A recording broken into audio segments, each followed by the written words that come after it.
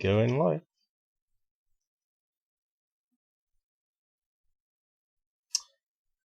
Welcome to the Out There channel, live stream 167.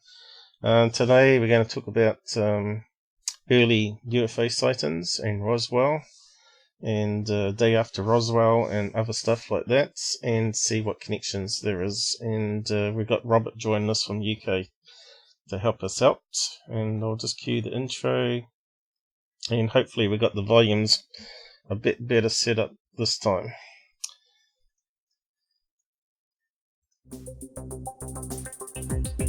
And hopefully got the music going. Yep, sounds up.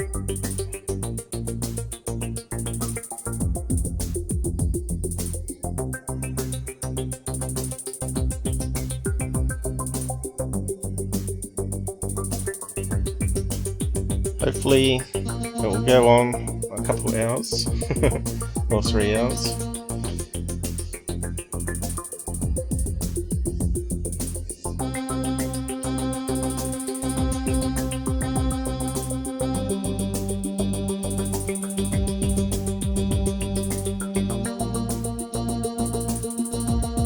Truth sounds like hate to those who hate the truth. Hello. Hello, Paul. To be back. So this is the 400th video upload. Celebrating.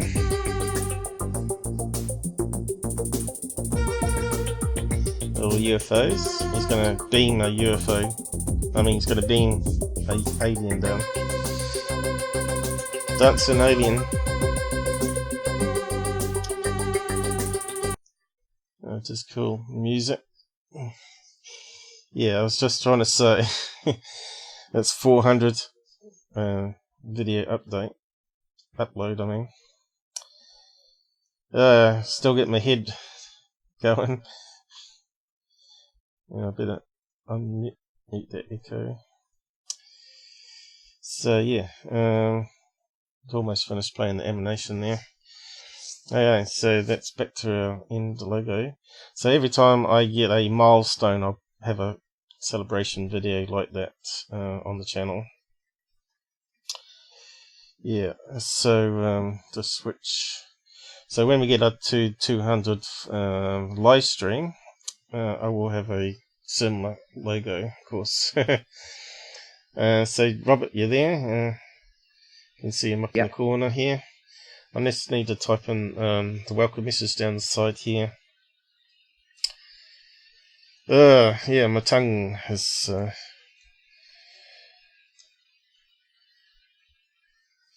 I was actually quite sick during the morning here, and just getting over it. OT. So I'm trying to get my head into the game.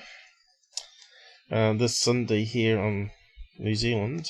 It's quite cold outside at the moment. And no doubt Robert's cooking.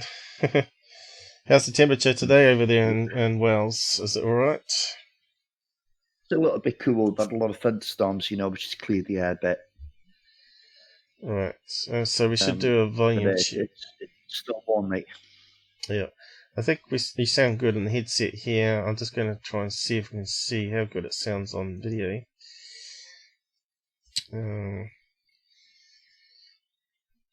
We should post the Discord link too. I'll do that in a minute. So I did another episode upload a couple of days ago, or a day ago, called Spooky, and I talk about some footage I got on my infrared camera. If you're not seeing it, I seen it, Paul. Yeah, I was just telling the audience out there. You've seen it, I know. Okay, let's see if we can hear it back on the live stream here. We'll get some echoes. Normally this doesn't really help me too much though. So I did another episode upload a couple of days ago, or a day ago, called Spooky, and I talk about some footage I got on my infrared camera. If you're not seeing Yeah, it, I seen it, Paul. yeah, I've seen it. I was just telling the audience out there. I'm not too You've sure if seen you're it, a I wee know. bit too low on the microphone still. There's not much we can do about that. By the sound of it. But yeah, it sounds alright. I didn't hear any clicking or strange sound effects. So we just have to go with what we got, I guess. Oh yeah, I was going to do the Discord link for anyone that wants to join Discord for future. Where is it? It's on the banner here. I wish they'd make these icons bigger on YouTube, because they're a bit hard to see. Join our Discord group. Again, I probably can't see. Discord group.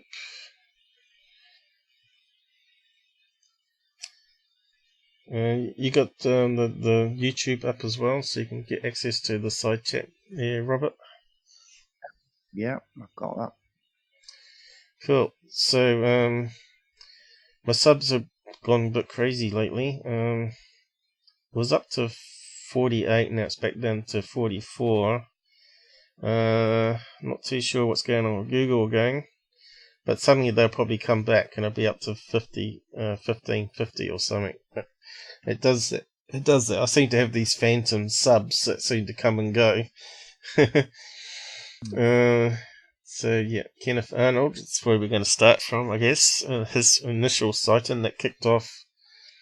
Are we actually live now, Paul? Yeah, we're live. Yeah, you didn't cue the music. You see, that checked me off a bit. I did cue music, but you can't hear it unless you're on YouTube. Oh.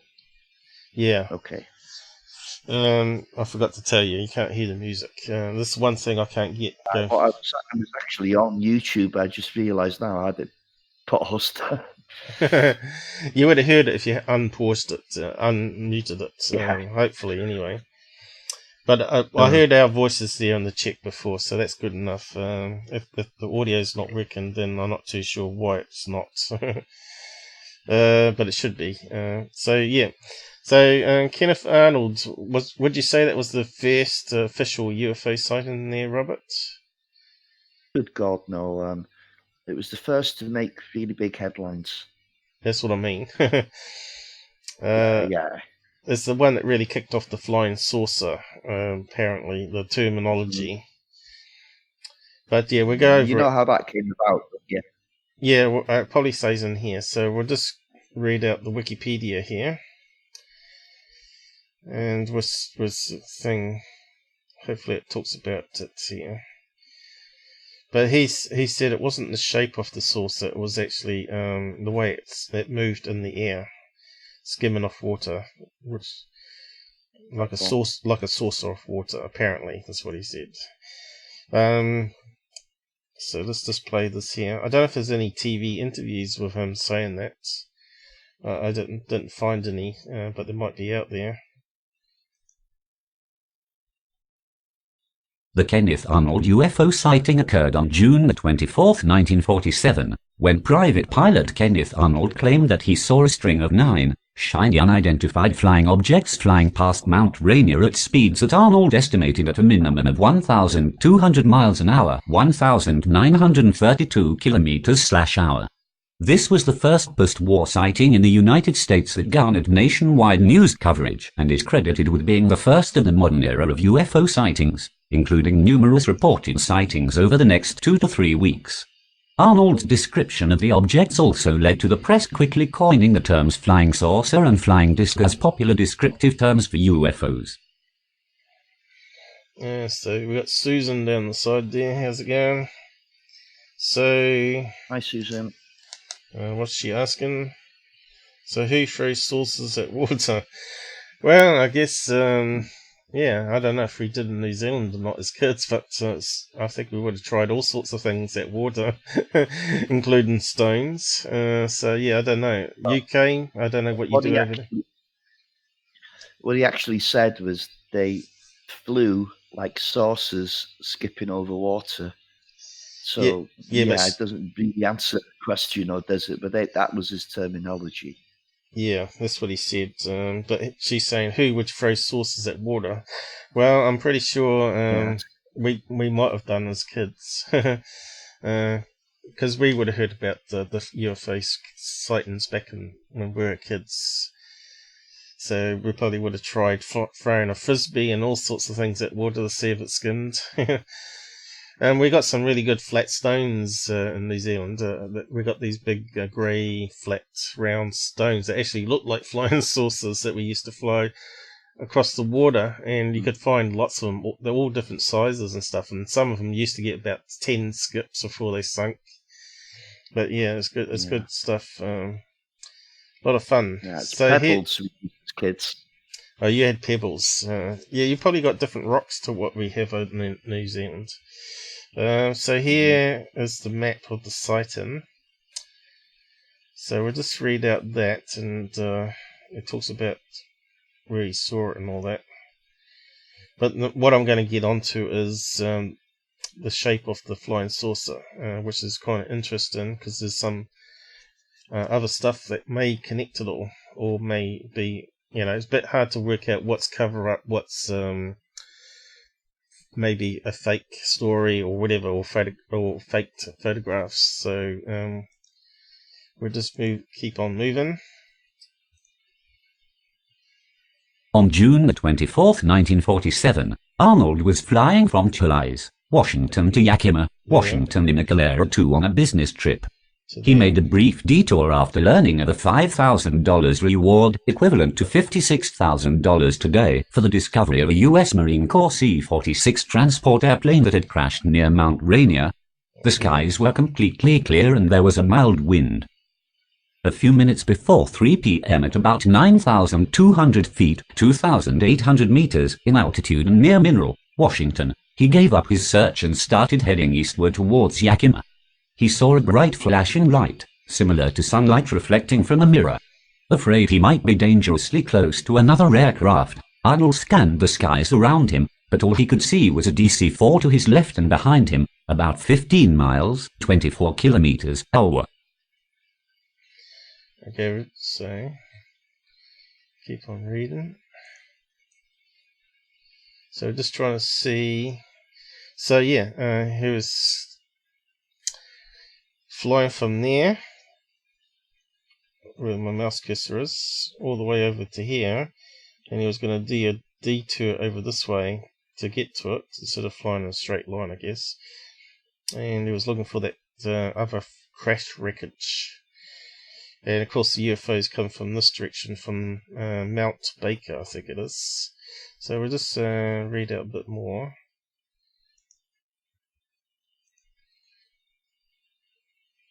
About 30 seconds after seeing the first flash of light, Arnold saw a series of bright flashes in the distance off to his left, or north of Mount Rainier, which was then 20 to 25 miles, 40 kilometers away.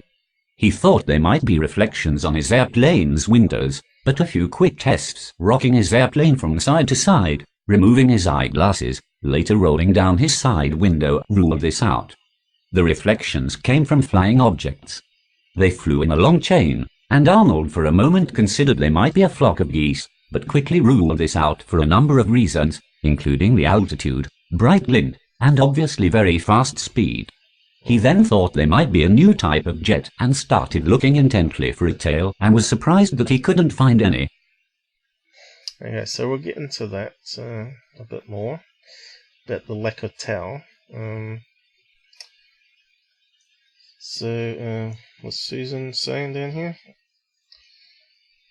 Stones and water maybe, but not saucers. Chevron shape wasn't they? Yeah, I'm getting more into that. Give us time. Turns out to be something a bit more different than that, actually. So we'll just...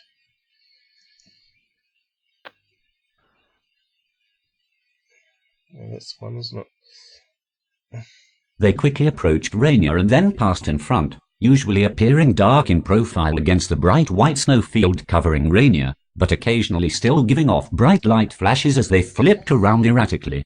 Sometimes he said he could see them on edge, When they seemed so thin and flat they were practically invisible.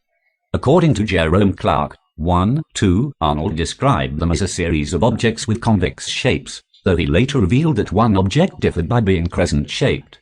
Several years later, Arnold would state he likened their movement to saucers skipping on water, without comparing their actual shapes to saucers. 3, but initial quotes from him do indeed have him comparing the shape to like a saucer, disc, pie pan, or half moon, or generally convex and thin. Discussion below. At one point Arnold said they flew behind a sub-peak of Rainier and briefly disappeared.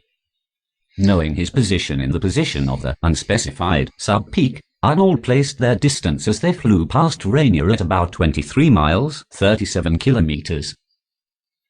So there's quite a lot of details there. So the key point here is Arnold saw, was it 9 things, was it? Did I hear that? Yeah. Was it 9 of them? And he said only one of them was a crescent shape. So that means the others were another shape. And if we can go find the image. So so he talked about it being this crescent shape here. I'm not sure we've got a better picture of him. Here we go. So he said one of them was only like this, of course, and the other ones turn out to be this kind of shape here. So I'll be getting more into that as we go on. So so whereabouts did we get to on this one? DC4. It's pretty detailed explanation here, isn't it?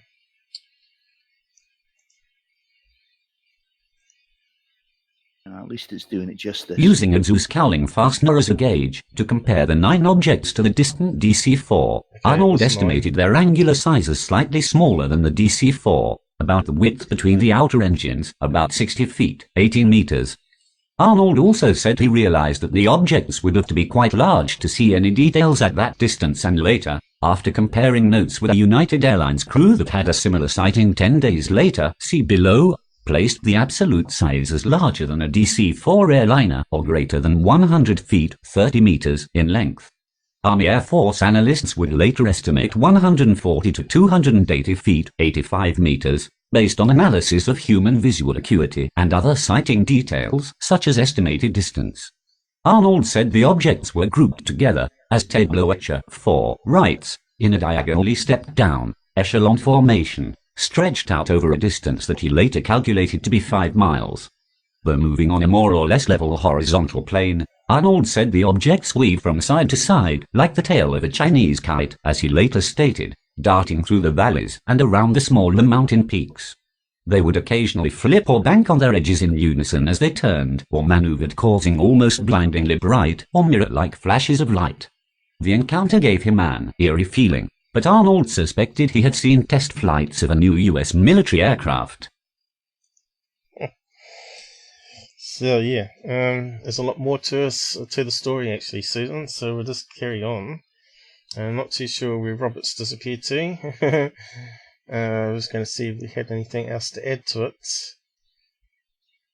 So there's one last paragraph here, so we might just listen to that too and just finish up there with the general story. So as you can see, it's quite a detailed wiki page. Of course, it doesn't mean it's correct, but that's why we always look at other pages. But it looks pretty detailed, and so there's talks about here, down here as well, which I didn't know about. There's another person that may have seen the objects, so we'll just carry on reading that bit. As the objects passed Mount Rainier, Arnold turned his plane southward on a more or less parallel course. It was at this point that he opened his side window and began observing the objects unobstructed by any glass that might have produced reflections. The objects did not disappear and continued to move very rapidly southward, continuously moving forward of his position. Curious about their speed, he began to time their rate of passage. He said they moved from Mount Rainier to Mount Adams, where they faded from view, a distance of about 50 miles, 80 kilometers, in 1 minute and 42 seconds, according to the clock on his instrument panel. When he later had time to do the calculation, The speed was over 1,700 miles per hour, 2,700 kilometers per hour. This was about 3 times faster than any manned aircraft in 1947. Not knowing exactly the distance where the objects faded from view, Arnold conservatively and arbitrarily rounded this down to 1,200 miles, 1,900 kilometers an hour, still faster than any known aircraft, which had yet to break the sound barrier. It was this supersonic speed in addition to the unusual saucer or disc description that seemed to capture people's attention. Now, you got to remember, this was after World War II. World War II... Paul, can I just step in here? Yeah. Yeah, okay, right. Now, you know his calculations and the speed that he worked out? Mm-hmm. Well, we're all familiar with Hynek, aren't we? Yep. J. Allen Hynek, the scientist that was in charge of Project Blue Book. Mm-hmm. He looked at Kenneth's Arnold's calculations, and according to Hynek, he made the complete and utter blunder with this. Did he? According to Hynek, those planes were not traveling anywhere close to what Arnold Had suggested. Yeah. Okay. But didn't he measure between 2 peaks or something? Yeah, that's right. Yeah, he did. Yeah, but apparently, according to Hynek, who is the scientist after all, yeah, he bundled that. How did Hynek actually get? Did he get up in the airplane and actually look for himself and see? No, he never. I might be able to find something on that for you, Paul. I'll have a quick look now while you carry on. Okay. Okay. So what's interesting is we've got some guy down here that may have seen something. So we'll just read out this chunk here.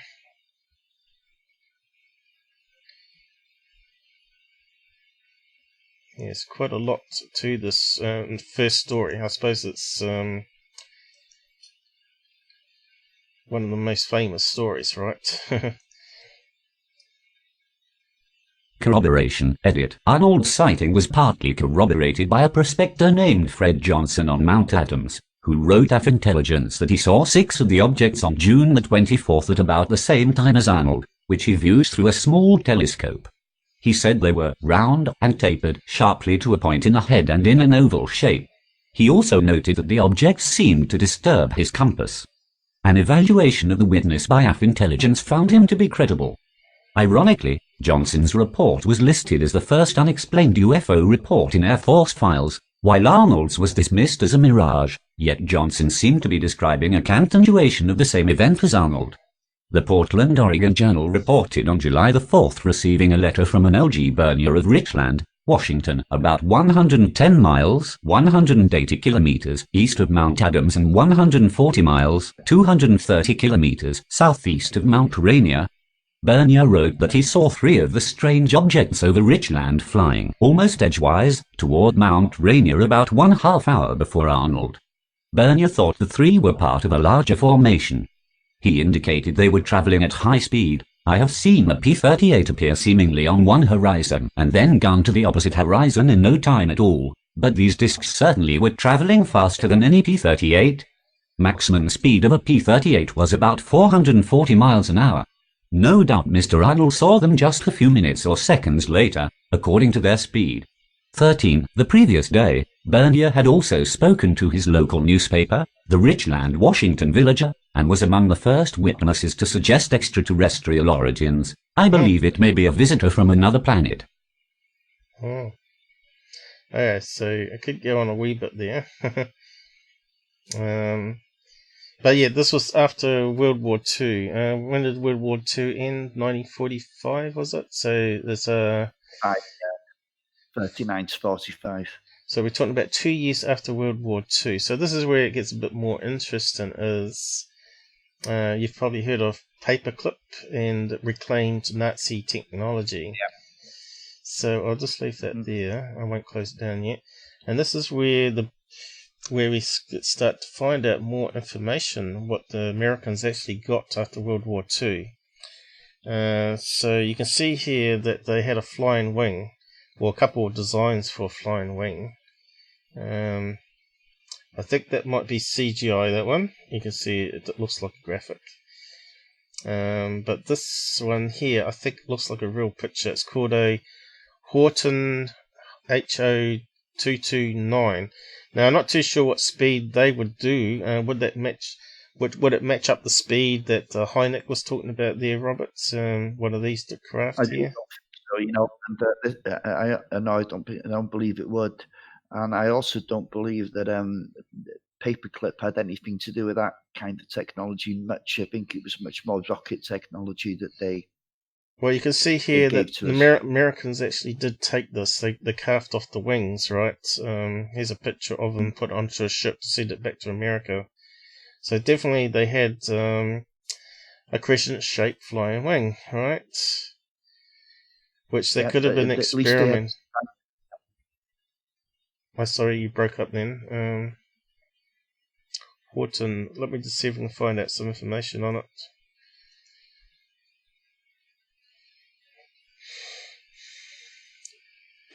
Where's copy? I can't see copy.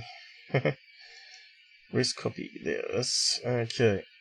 So, what's interesting though, if you go to Arnold's drawing, which is here, I don't know if I've got some better pictures of it. You can see he's drawn this strange shape. It's not actually a crescent-shaped one, but he hasn't actually drawn the other flying wing that he saw, which is the one we were just looking at. So we've got two designs. So we've got this sort of like a, I don't know what you'd call it, a stingray maybe type shape, and we've got the double crescent shaped one, which is here's another picture of it here. So this is what he drew, kind of like a curve in there, around, and side profile of it.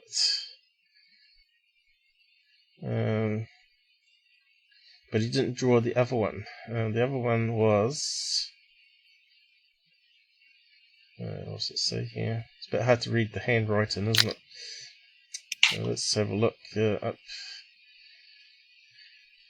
I think it might be, oh, that's the day after Roswell, was it? Oh, there's a lot to this article here. There we go.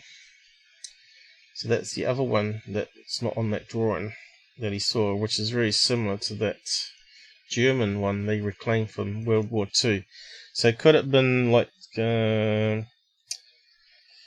several experimental reclaimed Nazi craft that were cutting edge all the time, which could go faster than prop planes because they were jet engines, right? So we want to know the speed of it.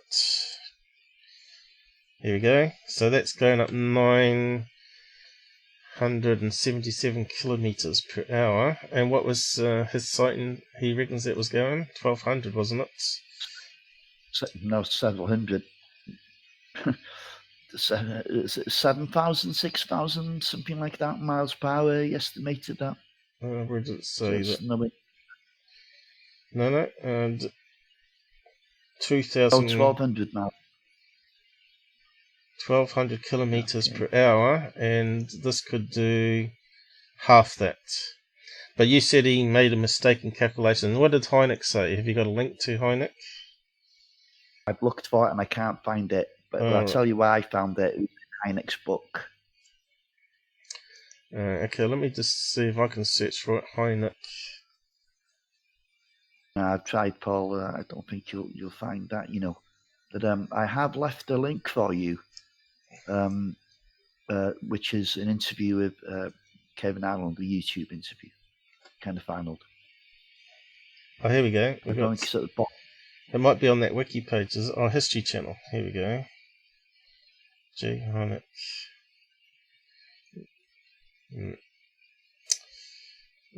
Jet speed. Saw 2 discs. Hynek said numerous sightings of recent unidentified. So let's have a look at that one. Like I said, there's a lot of information out there, and we're just trying to condense it down a wee bit. But it's all fascinating stuff.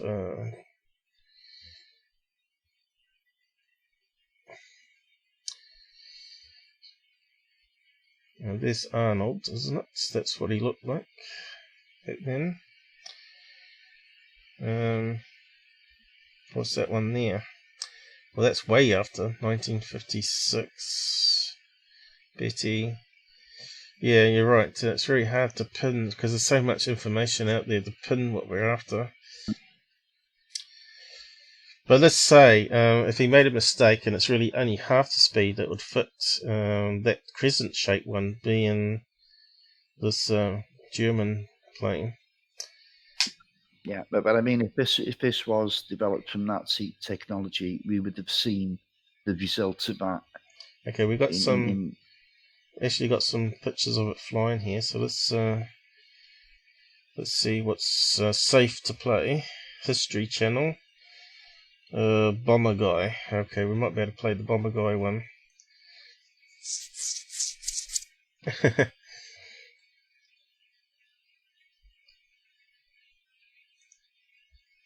Just put it slower down.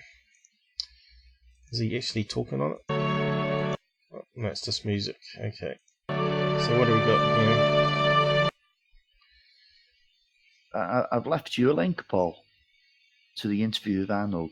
I don't know if you can play it all, but okay, we'll have a look. So what's this one? A flying kite. It doesn't look like the... Is that the first prototype the Germans made, is it? Looks a wee bit different than the final design, if it is. Here we go. Ooh. And they're towing it along with another biplane. I'll tell you what, you wouldn't catch me in that. They're flying it like a kite, without any engines. That must be the first prototype, is it? Wow. They got it up there by towing it with a plane. Kind of looks like a... So it's like a glider. Well, yeah. It is a glider. Yeah. It's aerodynamic. That's really cool, isn't it? Mm. See, the Germans were a cutting edge on this sort of stuff. You could see if someone saw that in the sky, they'd think flying saucers, you know. What else we got here? We might have the finished product on this other one here. I'm a bit worried though. Worried about what we can play under fair use. I'll catch up with the side questions in a minute. What do we got it set to? Okay, might be able to play that then. Skim it. Well, there's the jet engines now putting into it. Who made the jet engines? Would it have been Mercedes or something back then? For the Germans. Yeah, I would imagine it would have been. Because Britain was Rolls-Royce engines. Yeah, that's... So there's the used in this one's got Spitfire engines. This one's got no caps, which is a bit of a shame, and so we can't see what they're saying. So these are some of the old pictures. But could that have been what Arnold saw? Them reassemble it and test flying it again to see if they can improve on it? Because look how similar that looks to what we've got now, the stealth fighters, the was it B-2?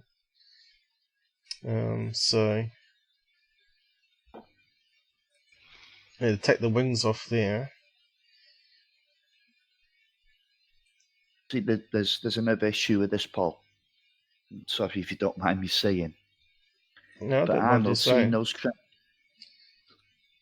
He's seen those craft from 50 miles away, and he said for him to be able to see them as clearly as he did at that distance, they had to be enormous.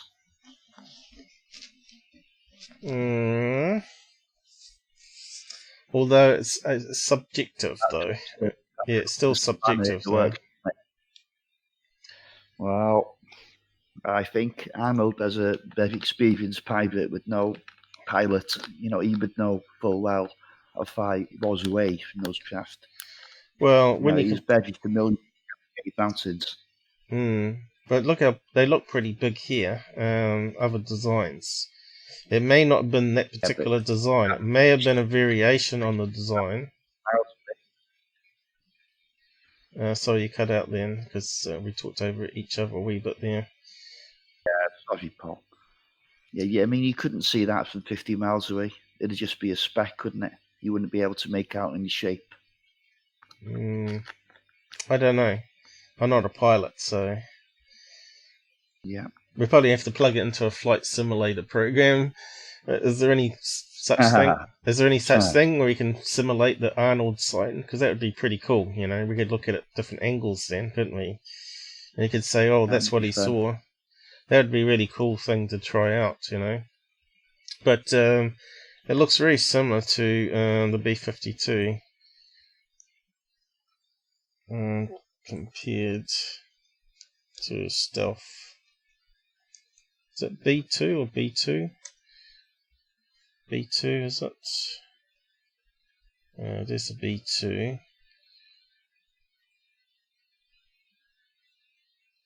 We want a comparison though. What's that one there? So it's still the same thing?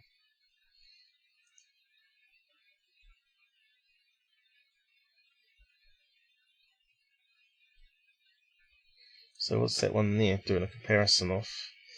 So that's a German one. Compared to... what's that one? B2 bomber. And what's the other one they've got there too, which is the fighter one? It's not called the B2. There's one called the X-37, is it? Something like that. The space plane. So yeah, that's a good comparison there. What's that one there? B2 as well. So there's another picture. So definitely the flying wings were around about that time though. They did have German blueprints and all that. That's what I'm getting at on this one. So could he have seen that? But we haven't got that other weird design though. That's the thing. What's this chart here? Different shape ones here. So that one's more of a crescent shape. See that? That's very similar to Arnold's drawing here. That one there. See that? Yeah. And there's the double one here. Those two there. No, but if you saw a formation of 8 of those and one of those. So what we got down here, what's that one say? Can't quite read it there.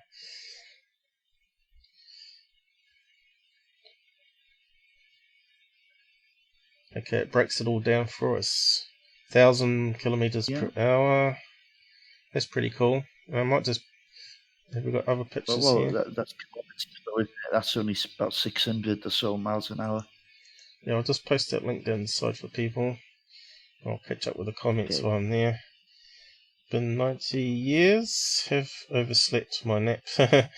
Looks like a butter or bean. Yeah. So we're talking about flying wings. Nazi. I can't put the word Nazi in, can I? Because I'll get it banned. German. Planes. Or jets. I probably mistyped it, didn't I? Who's joining us at the moment anyway? Is it Noah and Susan? So yeah, we did have a chart here. Where's it disappeared to? It's not bigger though, but it's got a list here. So what's that bottom one here? Because that looks like a big one here too. Can't quite read it though. A1, what's it? 1A 2038 or something? So these were all German designs, was it, by the looks of it? HO8, V3, V4, V2. So what was that on the chart though? Let me see if I can zoom in more. Let me see if I can zoom in more. Hang on. It's called a 1A, is it? 38, 1950. So that come way after the sightings there. 1950, is it? Say there. Looks like 1950. So they definitely built this one. The Americans built this one after, right? Okay, so what else we got here? We've got one that looks like a Concorde. If I can get it come up. That one looks like a Concorde on the right here. IA or LA, I can't quite make out if it's LI. 37. That's 1957.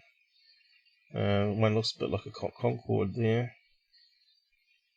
And the Crescent one is, what, we've got a year number on that one, have we? I can't quite make it out.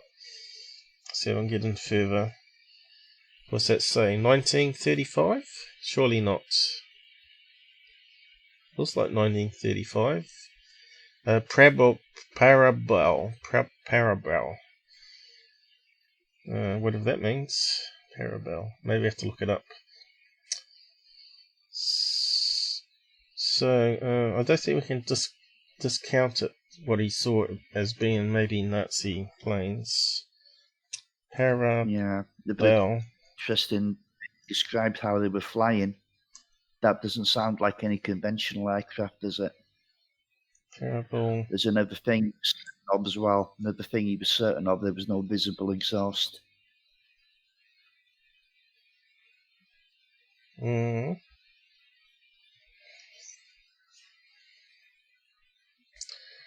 Jet engines don't really create exhaust though.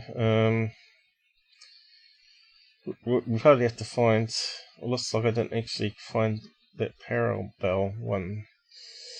So it's not the thing. Don't know if there Another was... thing that goes with your argument, Paul, yeah, is that Arnold himself was convinced it was some black project. He never thought for 1 second it was aliens from space. Yeah, but he wouldn't have seen Nazi technology, right? It was really cutting edge back in those times. That's what I'm saying. Arnold thought it was a black project. That's what I'm saying. He didn't think it was alien. Yeah. I think it says that on the wiki page even. I didn't read it all out though. I was just seeing if I can find that Arnold thing about the speed. But yeah, looks like it's really hard to pin it down, isn't it? Hynix is it was only late. Yep. Sorry, Paul. It was only later came to believe that it could have been something else, you know? Yeah. Here we go. Early UFO sighting stealth talker. Estimated UFO speed between 500 and 700. That's not Hynix one, is it? Yeah, it looks like we can't find that, so I must close that one down. We're trying to find, see if there's some pictures or videos of this thing flying around.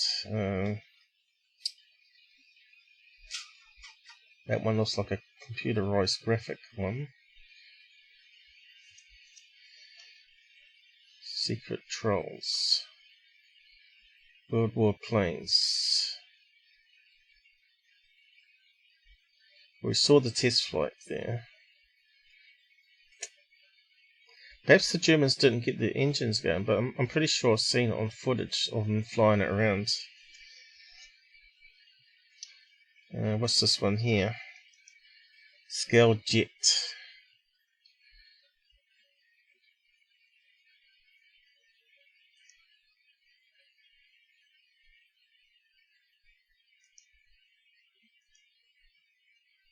Alright. Remote control ones, right. That's quite a big model, isn't it? Some of these. They do look realistic flying around. But we wonder the real one flying around, see how much smoke it made. We know the RC ones don't make much smoke. Nazi stealth fighter. Let's have a quick look over that one. Are you still there? Yeah, of course. Okay. Thought you may have dropped off. Yeah, it's a bit hard to find some old vintage footage of it flying around. I've seen it on World War II documentaries before. I think there was some when it takes off. There's a bit of smoke when it takes off, but once it's in flight, I don't think it has much fumes coming out the back.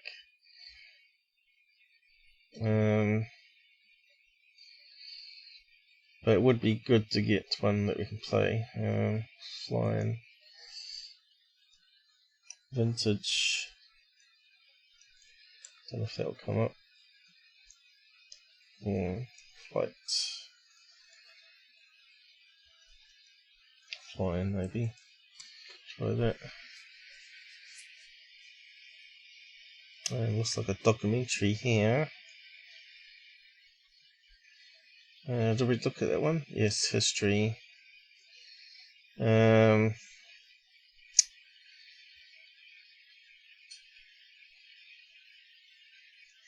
that one there?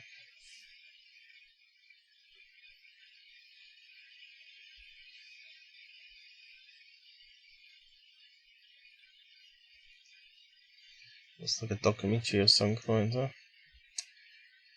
Yeah, Paul, I'll post this again for you now, okay? Yeah, It's well worth having a little look at. Okay, looks like they're rebuilding one or making one here. Still not the vintage footage. Unless it's on there somewhere. I don't think it makes much smoke by memory. There we go. This is the one Americans obviously built.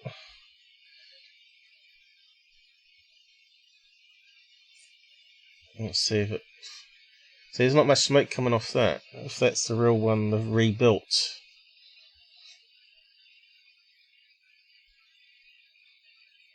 Don't know. Looks like it's from a movie there though, doesn't it? Some German movie, is it? I don't know. Oh well. We just have to pass it by. Hitler's secret aircraft. I wonder if that's got footage. That's one we'll look at. It won't have footage as such, will it?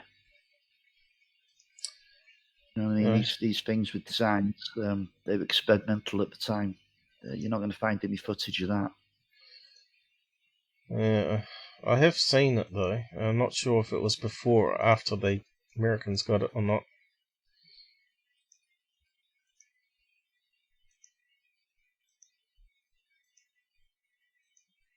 Well, there's definitely a lot of parts there anyway. It looks like something out of the workshop of Star Wars, you know, how they're doing those speeders that flew along the desert. So anyway, you want me to have a look at a link? Let's have a look.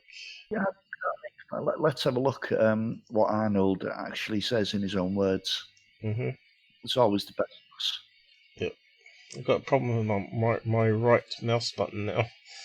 I think my mouse is on the way out. Yeah.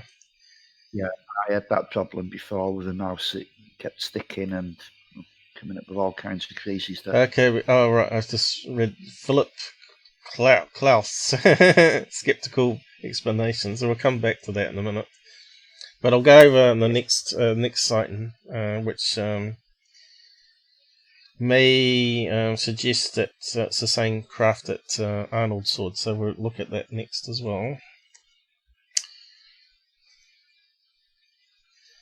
Okay, how much can we say of this one? I'll speed it up a wee bit. Newscaster in every newspaper across the nation has made headlines out of it, and this afternoon we are honored indeed to have here in our studio this man, Kenneth Arnold, who we believe may be able to give us a first-hand account and give you the same on what happened. Kenneth, first of all, if you'll move up here to the microphone just a little closer, we'll ask you to just tell in your own fashion, as you told us last night in your hotel room and again this morning, what you were doing there and how this entire thing started. Go ahead, Kenneth. Well, at about 2:15, I took off from Chehalis, Washington, en route to Yakima, and of course every time that any of us fly over the country near Mount Rainier, we spend an hour or two in search of the marine plane that's never been found that they believe is in the snow someplace southwest of that particular area. That area is located at about, its elevation is about 10,000 foot, and I had made one sweep in close to Mount Rainier and down one of the canyons and was dragging it for any types of objects that might prove to be the marine ship.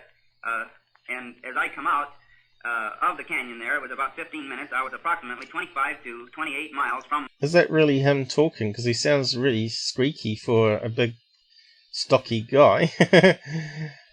It is him. Just Is it really? He's got a really squeaky voice. Mountaineer.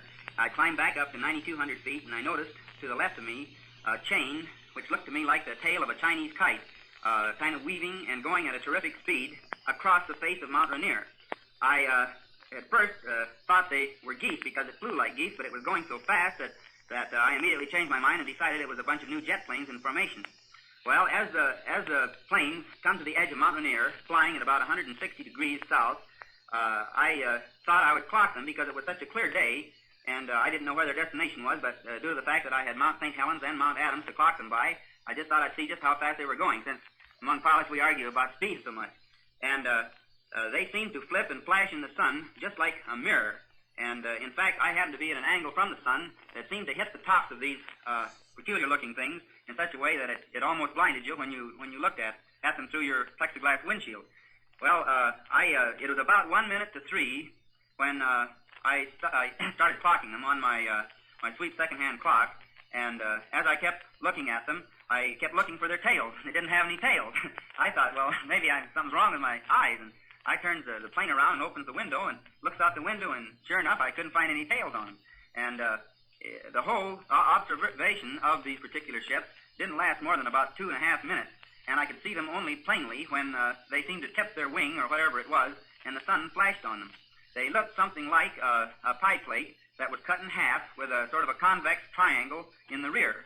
Now, I thought, well, that maybe they're jet planes with just the tails painted green or brown or something, and didn't think too much of it, but kept on watching them. They didn't fly in the conventional formation that's taught in our Army. They seemed to kind of weave in and out right above the mountaintops. And I would say that they even went down into the canyons in several instances, probably 100 feet. But I could see them against the snow, of course, on Mount Rainier, and against the snow on Mount Adams as they were flashing, and against a high ridge that happens to lay in between Mount Rainier and Mount Adams. But when I observed the tail end of the last one passing Mount Adams, and I was at an angle near Mount Rainier from it, but I looked at my watch, and it showed 1 minute and 42 seconds. Well, I still thought, well, that's pretty fast, and I didn't stop to think what the distance was between the two mountains. Well, I landed at Yakima, Washington, and Al Baxter was there to greet me and saw up here. And he told me I guess I better change my brand. But he kind of gave me a mysterious sort of a look that maybe I had seen something he didn't know. And, well, I just kind of forgot it then until I got down at Pendleton, and I began looking at my map and taking measurements on it. And the best calculation I could figure out, now even in spite of error, would be around 1,200 miles an hour, because making the distance from Mount Rainier to Mount Adams in, we'll say, approximately 2 minutes, it's almost, it'd be around 25 miles per minute. Now, allowing for error, we can give them 3 minutes or 4 minutes to make it, and they're still going more than 800 miles an hour, and to my knowledge, there isn't anything that I read about outside of some of the German rockets that would go that fast. These were flying in more or less a level, constant altitude. They weren't going up and they weren't going down. They were just simply flying straight and level, and I laughed and I told the pilot at Pendleton, I said, they sure must have had a tailwind, but it didn't seem to help me much. But to the best of my knowledge and the best of my description, that is what I actually saw, and like I told the Associated Press, I'd be glad to confirm it with my hands on a Bible, because I did see it, and whether it has anything to do with our Army or our intelligence, or whether it has to do with some foreign country, I don't know. But I did see it, and I did clock it, and I just happened to be in a beautiful position to do it, and it's just as much a mystery to me as it is to everyone else who's been calling me the last 24 hours wondering what it was. Well, Kenneth, thank you very much. I know that you've certainly been busy these last 24 hours, because I've spent some of the time with you myself. And I know that the press associations, both Associated Press and our press, the United Press, has been right after you every minute. The Associated and United Press all over the nation has been after this story. It's been on every newscast over the air and in every newspaper I know of. The get on with it, mate. Portland has made several telephone calls here to Pendleton to me and to you this morning. And from New York, I understand they're after this story. And we may have an answer for it before night, because if it is some new type of Army or Navy secret missile, there will probably a story come out on it from the Army or Navy saying that it is a new secret plane, and that will be all there is to it, and they will hush up the story, or perhaps that we will finally get a definite answer to it. I understand the United Press is checking on it out of New York now with the Army and also with the Navy, and we hope to have some concrete answer before nightfall. We certainly want to thank you, Kenneth, for coming into our studio. We feel very pleased that this news, which is making nationwide news across the country, we are able to give our listeners over KWRC a first-hand report direct from you of what you saw. And we urge our listeners to keep tuned to this station, because anytime this afternoon or this evening that we get something on it on our United Press teletype, which is in direct communications with New York, Chicago, Portland, in fact, every United Press bureau across the nation, we'll have it on the air. That seemed almost like an advertising clip at the end there, doesn't it? that type of thing is almost typical of Ivy, you know. Yeah. There's a wee bit low on the volume there. Yeah. It sounds so cheesy to me, doesn't it? Yeah. It was like suck up, you know. CNN, Fox News, blah blah blah. Who cares? Okay, so skeptical explanations. Stuart Campbell has said that the objects Arnold reported could have been mirages. No, really? That's just a crazy. Who said that? Stuart Campbell. I don't know who that is. Campbell's calculations of the object speed determined they were traveling at roughly the same speed as Arnold's plane, indicating that the objects were in fact stationary. Mirages could have been caused by temperature inversions over several deep valleys in the line of sight. Okay, on to Philip Klaus. Philip Klaus cited an article by K. Davison of the San Francisco Examiner and arguing that Arnold might have misidentified meteorites or meteors on June 24th. I think a pilot would know the difference between a meteorite and another plane or whatever it was, experimental plane or UFO. The meteorite per second or so. James Eston, I'm not too sure who he is either, was the first of several skeptics to suggest that Arnold may have misidentified pelicans. He wouldn't see pelicans from 50 miles away. You're talking about bloody German fighter, you know, and you're saying you wouldn't see it, but it's pelicans. The birds live in Washington region, a rather large wingspan. I suppose if you had a big flock of them that made a wing shape, but still, I think Arnold would know the difference between a meteorite and birds and reflections. He'd had thousands of hours of piloting. Hey, we got Bruce Maccabee here. Bruce Maccabee. Yeah, that's right. In response to skeptical explanation, Bruce Maccabee says a meteorite theory would require impossible slow speeds. And slow speeds and durations for brightly glowing meteorites on a horizontal trajectory. That's right, they weren't coming down on a normal angle and exploding or whatever.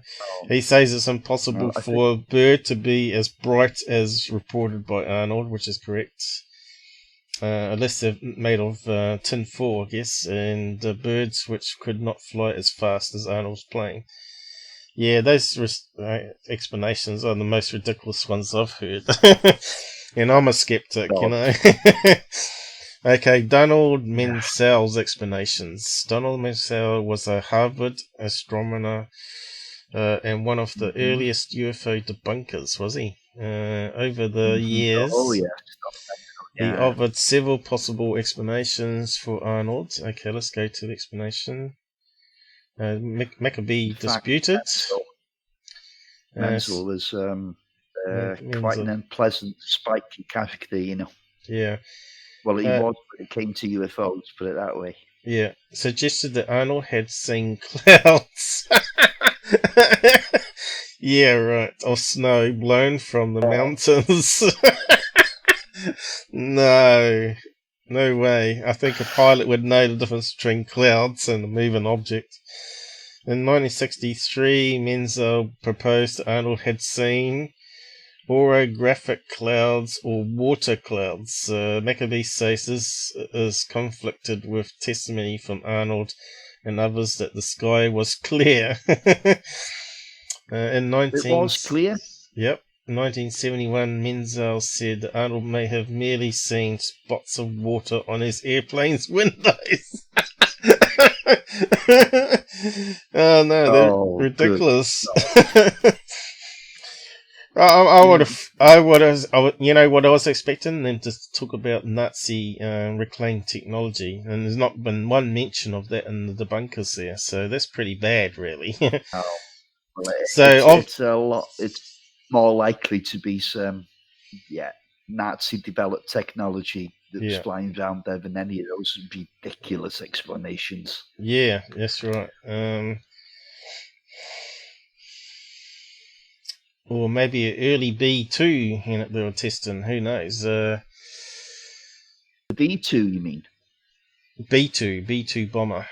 The B2. It Well, might have been the early flying wings. So let's have a look. We did see a few charts there. Okay. Yeah. Early 1940, 50 flying wings. I'll see if we can actually get a nice chart. Come on, Paul. Okay, so have we got anything here that will give us a nice chart? What was the first flying wing? 1942, I reckon, which is way before Arnold sighting. Yeah. It's called the N9M scale developed aircraft. The German 229, which we talked about, 1944. So I've not heard of this one here. That one there. So let's have a look at that one.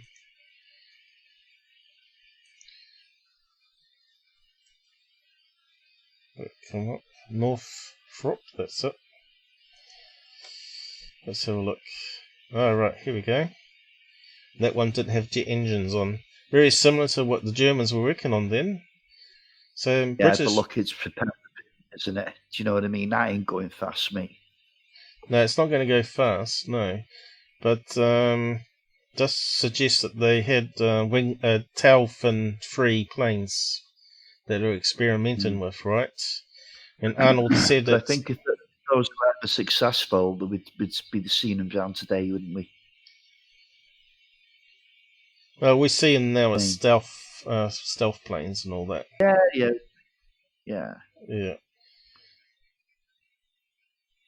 But that was using props back then.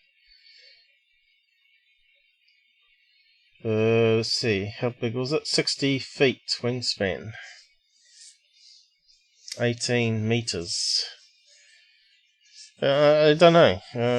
I really don't know how that would look to Arnold from 50 miles away. So yeah, it could be that they're too small. Oh, I don't think he'd be able to see it at 50 miles away. Yeah. We got another one here, is it? Take into account as well that only one of the craft was crescent shaped, so it must have been a funny old, funny old formation. That really, isn't it?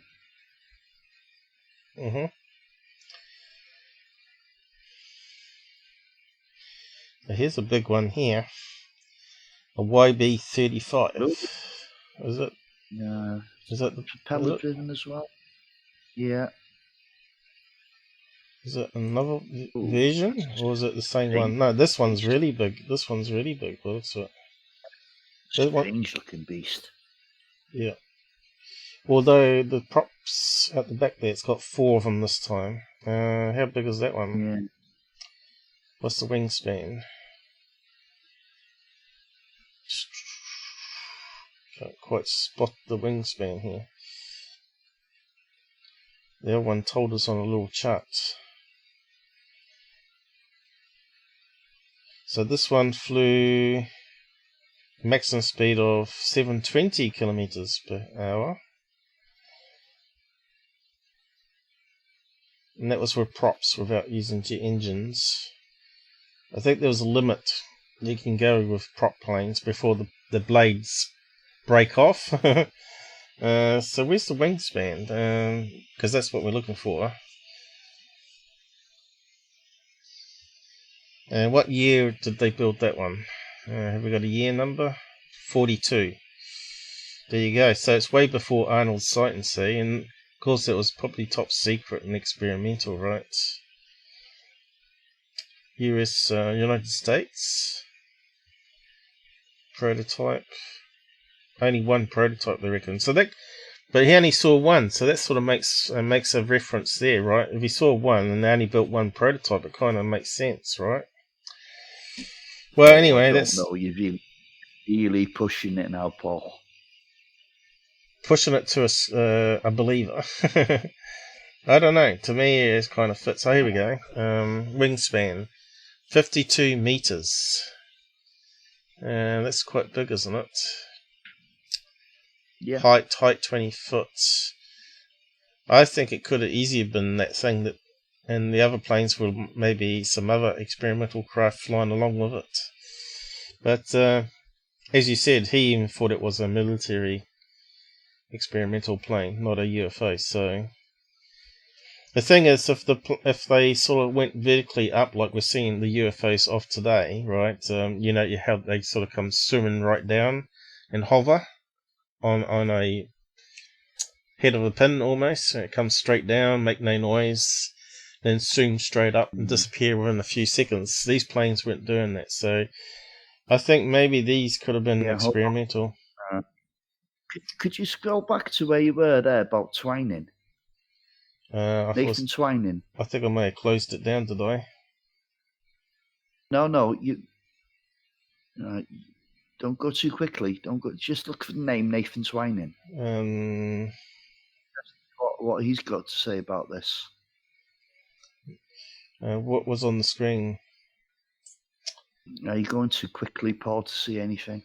Let me just. You were there a minute ago. Yeah, I'm not too sure what you saw. Let me see. Nathan Twining's name. You've gone past it again. Have I? Go up a bit, slowly, and again. Are you watching the Discord? Because you should be seeing it in real time as I am. There we go, Nathan Twining. Where? In 1947, right. Yeah, here. Yeah. Listed the groundwork for another intelligence estimate in September 1947 by General Nathan Twining, commanding officer of the Air. What do you call Material Command. Material Command. Which likewise included sources reveal and urged a formal investigation by multiple government agencies. This in turn resulted in the formation of Project Sign. So you see, I'm not on my own. Nathan Twining was concerned that it might be something that wasn't ours. And Twining was a 4-star general, you know. At the time, he later became 5-star. You don't get that too often. So that's the only thing against it then, because he's a military man. He would have known if they were working on an experimental craft, right? But would he be excluded? Would he be excluded from... I don't think he'd have been excluded from anything like that. Not a chance. How about the Nazi recovered jets and all that? They may not have had the clearance to know about it. Oh, I think he would. I don't know. We can beg to differ. It's okay. Anyway, we'll just move on from Arnold's sighting onto the next one. Although there is some interesting stuff here on Above Top Secret, so I'll just post the links here.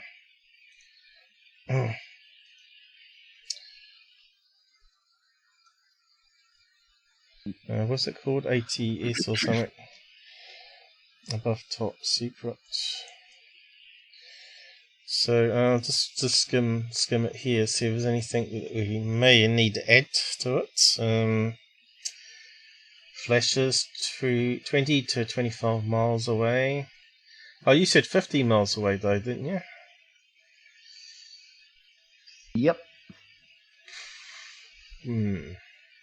What's the saying then?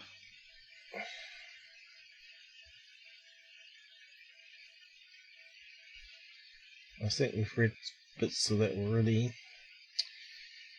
I wonder if it's got anything about Hynek here. Might possibly have. They normally have lots and lots of posts on various UFO topics on this site, where everybody joins in and has their say and what they found out.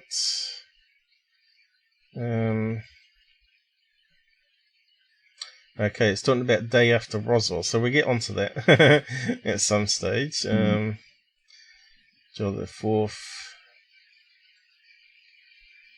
Okay, so we got some pictures here. So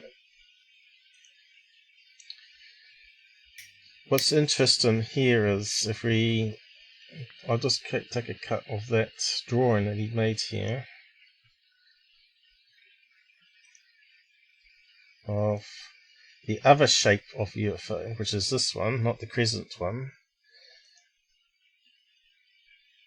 I'll just save that one because it's important for the next story. And we'll do a comparison. Okay. Have I got the folder open here? Yep, I have. Okay. Oh, I just have to reduce that down. Okay, onto them. Keep on scrolling. Here's another funny looking thing. Look at this one. German flying saucer, but that one's got a tail, right? So that one had to be excluded. Yeah, of course, and it was known as the flying flapjack.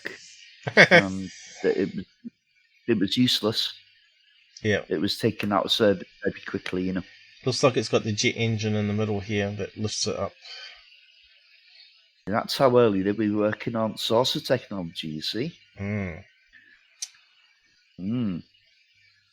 I'll just see what else we got here. We've got a lot of memos here. What was the memo from here? Memorandum for the officer in charge. Memorandum. Blah blah. Yeah. So here we're going to talk about the next guy. Okay, they're talking about Mr. Rhodes. So it's good that these guys have brought it up too. And what's the other one link we got here? Okay, more on the German plane designs. So this one's debunking it, I think, or trying to debunk it. So we'll just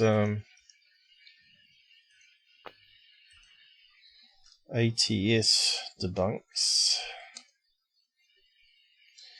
Again, it's good that the debunkers have come across looking at the Nazi flying wing, unlike those other crazy class debunks of clouds. And did you realise you're on the site now that will try and debunk everything? Not necessarily. It's a mix of people. That particular site. If there was an alien sitting on their head, they'd deny it.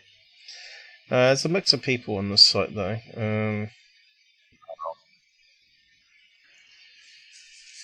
Just seeing if anyone's got some good points why it can't be a German plane.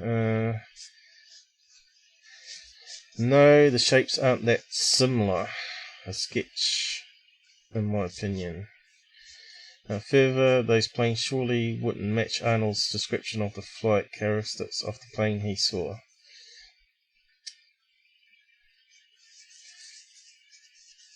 What we got here? Looted German planes.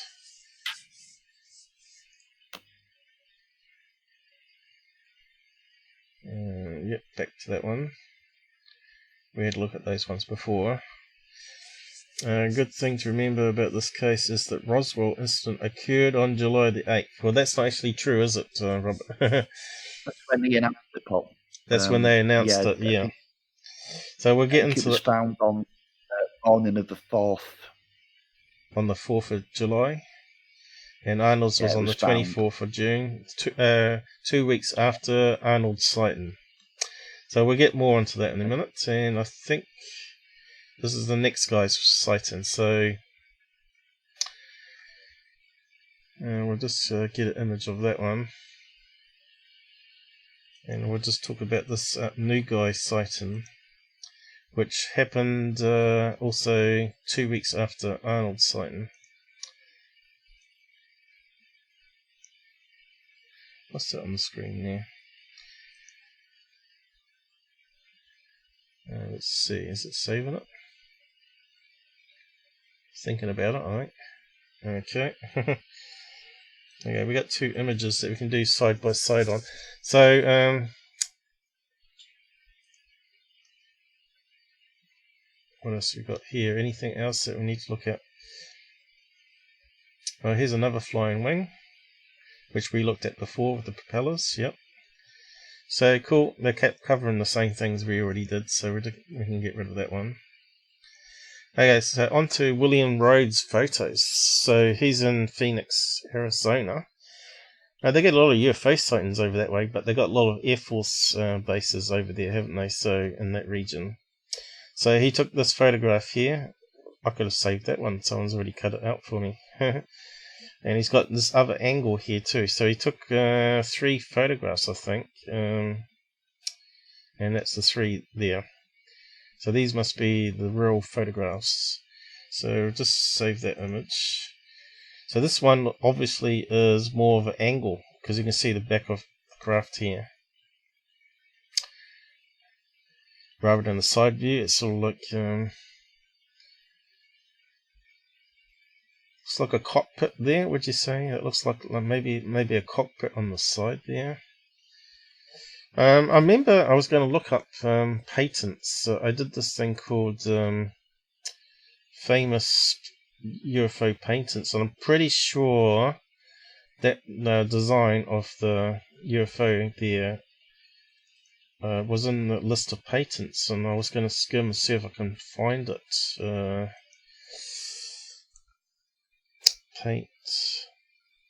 Here's patents. So I did this one here. Americans rule UFOs. So I'll just cut and paste that one. Oh, you posted something down the side, have you? Oh, yeah, it's just the 1947 Twining memo.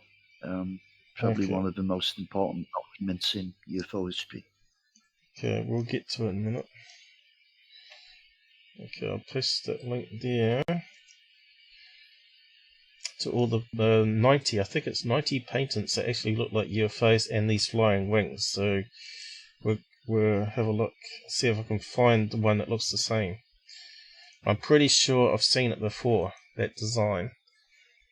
I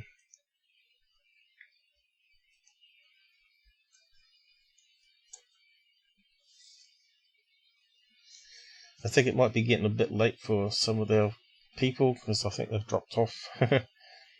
So this is the Twine and Mirai. Let me just see if I can skim the patents here.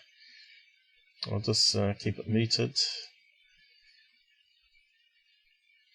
I did a good job of zooming in, right? Well, let's just quickly skim through it.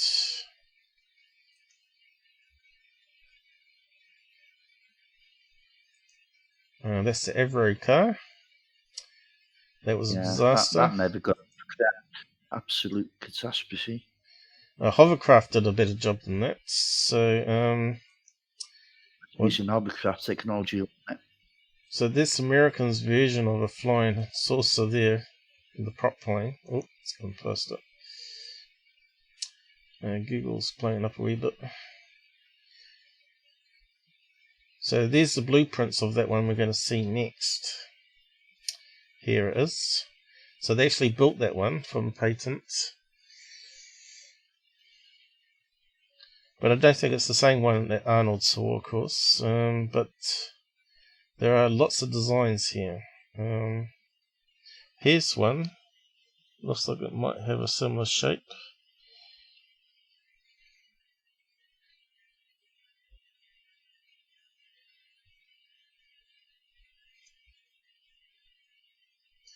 Aha, there you go. One that's similar here. It's close, but not a perfect match. And we could probably take a snap of that one. And then I'll do a side-by-side in an editor.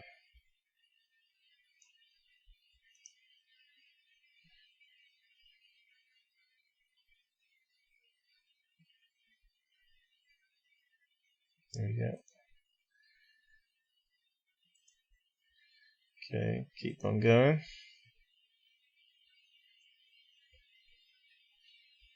And there's an Avro car, I think. Side view. sucking up the thing. Another variation.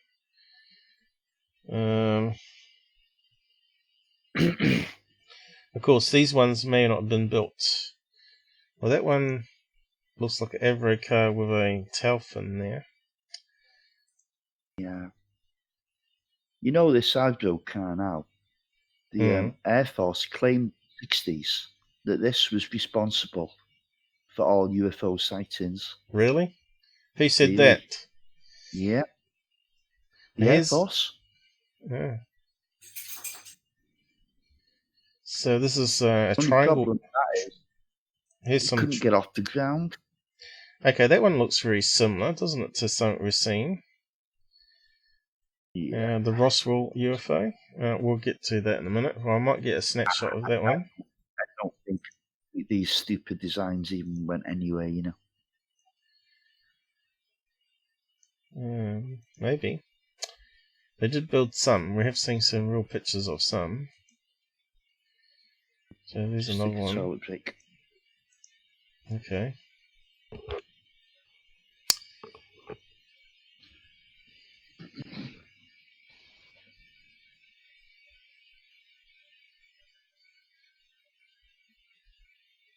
These ones are more UFO designs.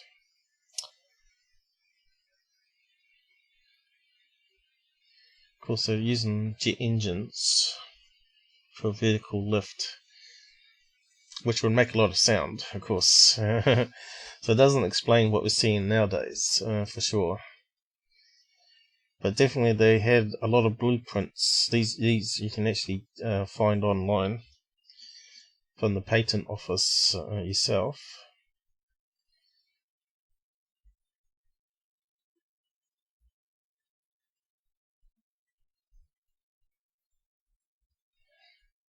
Various jet engines.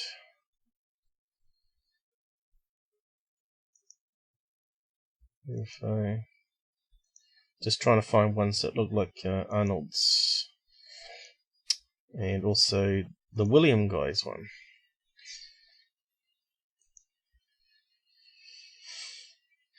So what we got here? Okay, apparently this was a real photograph there. It was a real photograph of what they think was a airship. They call it skyship. Which is actually using maybe hydrogen or helium, I'm not too sure. We talked about this sort of stuff before with the stealth blimps that the Americans were experimenting with, and they still have. They've got things called radar and high altitude surveillance blimps that go up very high, above 40,000 feet, 80,000 feet. Here's another one that looks very much like Arnold's one. I wonder if that one rotates around.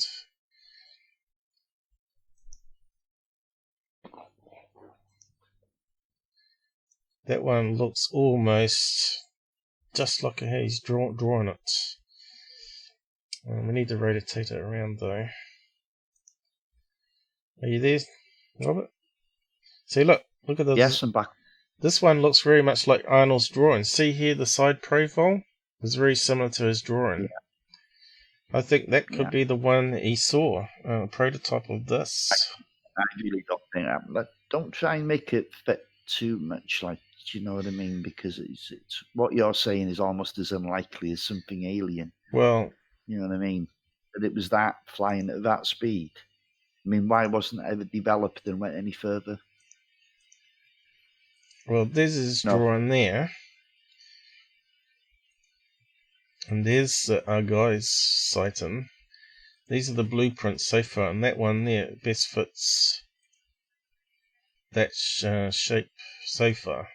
Oh, yeah. It's got the slight wing, like the square bits on the end.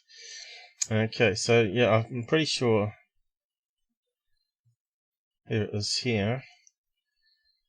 Top view of it. You reckon it doesn't look like that? I reckon it does. Williams photo does, for sure. We're not saying that's what he saw, Arnold, but looking at the Williams photograph, I thought I had another one of that guy's one done. What happened to it? Didn't not save before. I had to have to save it then if I didn't save it properly. That one there, was it? Which one haven't I got? That one. I got the top one. See, there's the curvature we're getting on that blueprint.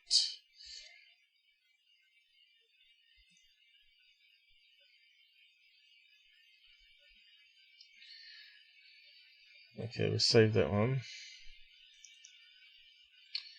Where's my thing gone? Okay, so it could be this one. Can't rule it out, that's what I'm saying. This apparently is... This would have been a really good thing if it was actually a leaked photo, but this is actually how good Photoshop can be. There's a real photograph where they've replaced a jet in the middle here, which was another fighter jet with a UFO. Obviously from the blueprints that we're looking at, and also the bigger one here is also from the blueprints. And it may have been a big B-52 there that they've covered over. At the time I wasn't sure whether that was Photoshop, but later I found out that it was. Actually, it just strikes you as cheesy, doesn't it? Yeah. I think I had some blueprints of this one. Here it is here. So they got hold of the blueprint for that one, and then made a model of it, I suppose, in some 3D program. And it's now this one, people can't tell me if it's a fake or not. I think I've tried to find out, but it looks almost legit, that one. I can't see anything obvious in this one being fake. But that one's got a tail fin, which is not what Arnold said. Yeah, so just carry on.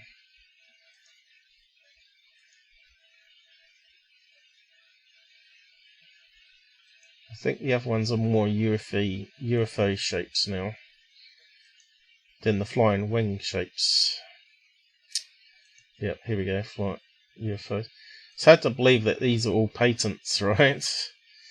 So, and there's this thing was built. This is like a flying platform. Look at how crazy that is. Alright. And then you got the other one. Got this other one here. If I can get to it, look at that. These are actually flew, which is very similar to what they're working on now with the, that Kiwi guy sold his blueprint for a similar flying platform now to the US military to use. But apparently, that flyboard one has also been sold to the military.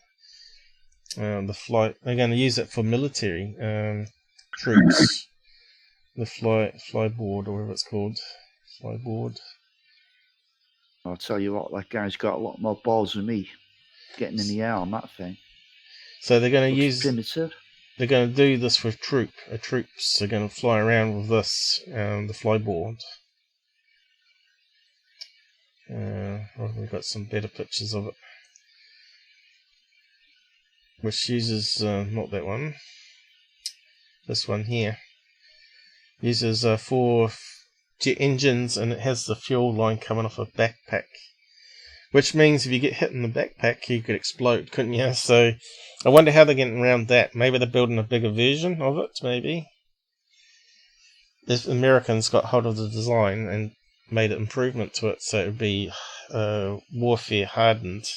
Imagine 100 troops flying over your head like that with machine guns shooting at you. So yeah, crazy. Right. Pretty bendable as well. I don't know. It does move pretty fast. It's better than... Planes move fast and easily be shot down. I don't know. It's pretty small. It's pretty small footprint to try and shoot it down. The only way you'd better get it is the backpack, which would be probably protected with Kevlar and all that, so bullets don't enter it. I don't know. I reckon it's got much future. Well, we'll see. The future is ahead. Apparently, that was talked about recently about using it for military uses. Maybe even find an article on it. Flyboard. It might, reconnaissance, something like that. Let's see. Nothing more. I don't know. They might have military vision. Flying platform. There's American vision. So they are mucking around with it, you see. Easy fly.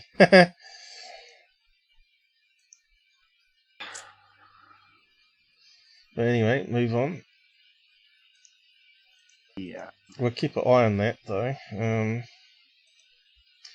I don't know if you ever watched Lost in Space in your childhood, but they used to have a jetpack that flew around like that. I do remember it, yeah. Vaguely.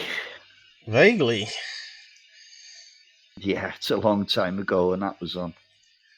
God. Okay, I think the rest ones are all flying saucers, but I think I found the shape I was looking for, that last one. And here's a flying wing now. You can see how much dirt smoke it makes when it takes off. But once it's up, it doesn't make that sort of messy exhaust, apparently. Mm-hmm. You'd see it for miles, wouldn't you, if it had exhaust like that. Easy target. Now this one here I kind of liked. This is actually a blueprint of a UFO. Look, it's half of the UFO.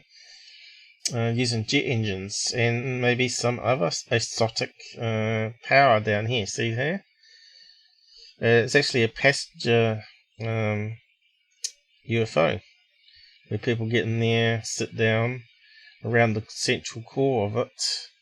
But here is a very strange looking component to this, which is down here. Looks like some sort of nuclear reaction type engine at the bottom there to lift it up.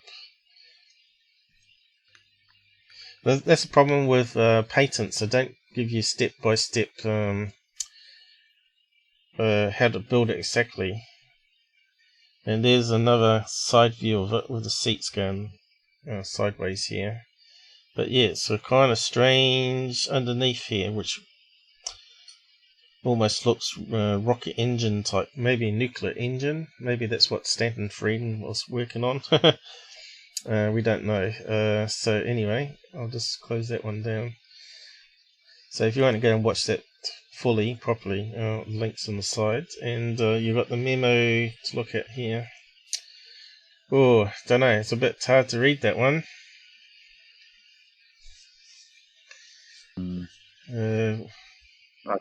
1,000 times now. I think I could almost recite it. You want to sum it up for us then, maybe? All I'm saying is, in summary, that even in 1947 they knew this phenomenon was real. Whether it be alien or not, they knew there was something out there that wasn't theirs. Okay, metallic or light reflecting surface. Absence of trowel, which means a contrail, I guess. Circular or elliptical in shape, flat on bottom, and dome on top. Well, Arnold's Sightings didn't talk about a dome on top. Normally no associated sound, which is jet engines would make a lot of noise, is what I was saying before. Level flight speeds normally above 300 knots, wherever that is in miles per hour. I don't know, but we'd have to plug it into the calculator.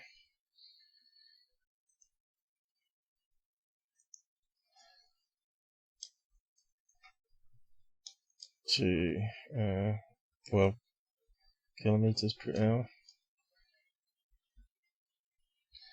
So it's up in its 550 range,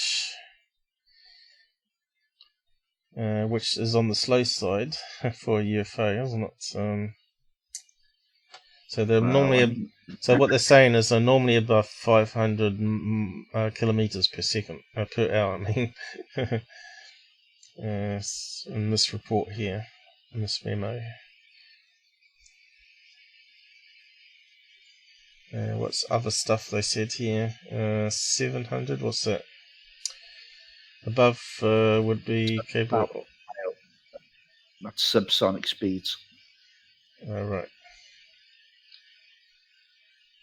It's possible nothing got close to that in 1947. So Houston, we have a problem. Okay.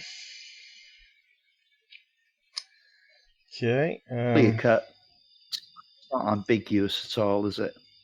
No. Stanton Friedman found that in the 70s. No one's ever doubted its authenticity. It's not a leak as such. It's a genuine document. Okay, so just skipping on to Roswell at the moment. Now, the things that we talked about Roswell before is where did they get this design for the UFO from? Because I don't think there was any eyewitness accounts of a craft flying overhead before it crashed. So I'm just wondering if that person got it from Kenneth Arnold's sighting or some other information. So this one here, if you look at this one here, the model of it, it kind of looks like a stingray, and it has that same shape as all the other ones that we've looked at. So if I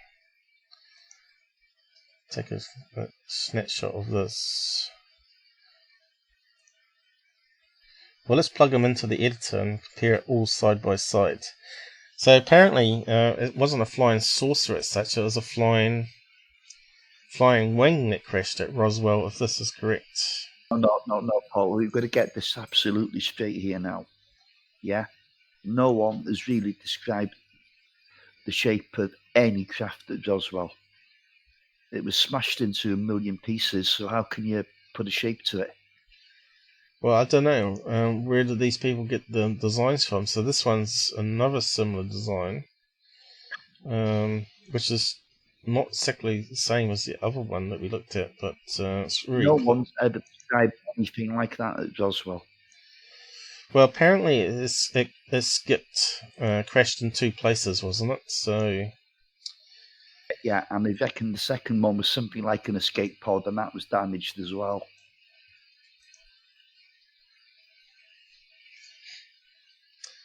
But apparently this is the official design for Roswell UFO. I suppose, is it in the museum? Says recreation there. Okay. I'm going to sort out your dog. We have tried to find information. So here's a museum one. And theirs is nothing like these other designs. So my question is, I got to get you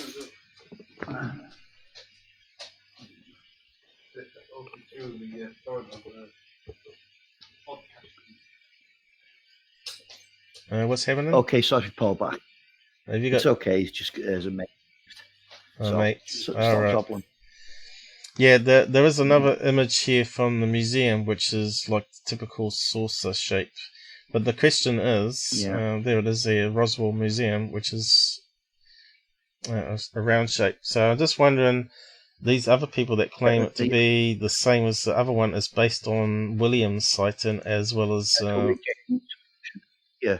You know, you're showing an artist's rendition of a classic flying disc that crashed at Roswell. But none of the witnesses claim to see any such thing. Yeah, I just wonder if someone had some information from a witness that we don't know about to produce this, because this is what you can buy as a kit, right? Roswell UFO.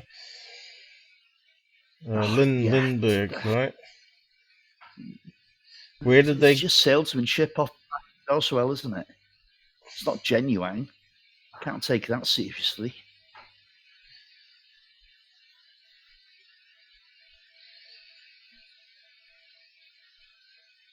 And what's that one there? Flying saucer stolen from museum. But anyway, we'll just stick it into the editor here and have a look. So what do we got here?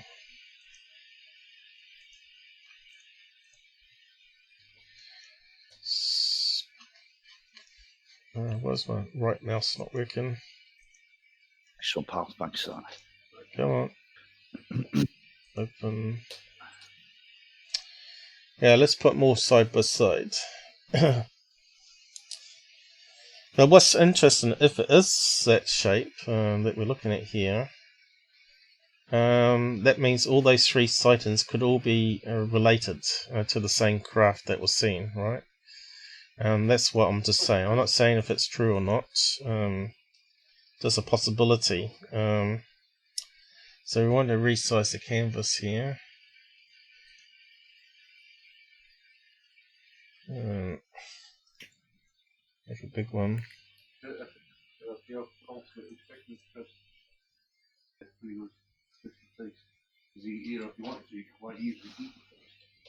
Made it a wee bit small though, isn't it?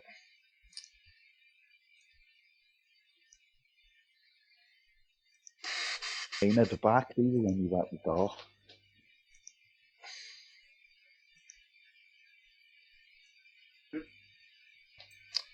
Okay, that's one of them. Okay, we want to get the next one.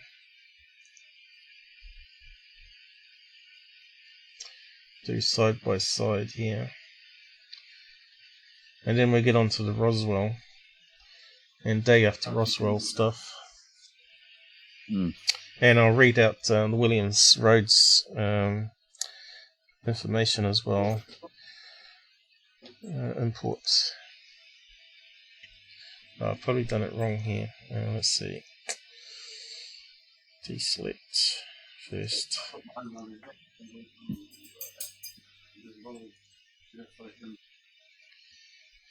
Okay, so now we got his Rhodes one. Looks like it's put more together here, but that's alright, I suppose. Okay,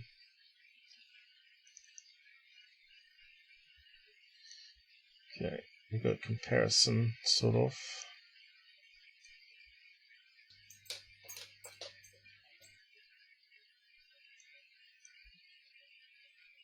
Don't need that bottom one. Look how similar to it is to Arnold's though there so far. Yep. The Rhodes sighting, you know, it compares quite nicely with the Arnold one. Yeah, it does. It certainly doesn't Roswell, because that was lying in a million pieces. Well, I'm not too sure where that guy got the information, but we'll put it in there. Mate, optional load of bunk. And also the other blueprints I've got here. So which was the one I was looking at? That was this one here, wasn't it? So we'll just put that there. So look how similar to Arnold's one it is. See that? Same curvature, roundness. Yeah, especially if they're seen at different angles, that might match up really well. That one there, the blueprint, whatever, what number it was, probably says up the top there. I'll see if I can zoom in a bigger one of it. But yeah, that blueprint one there is a really good one.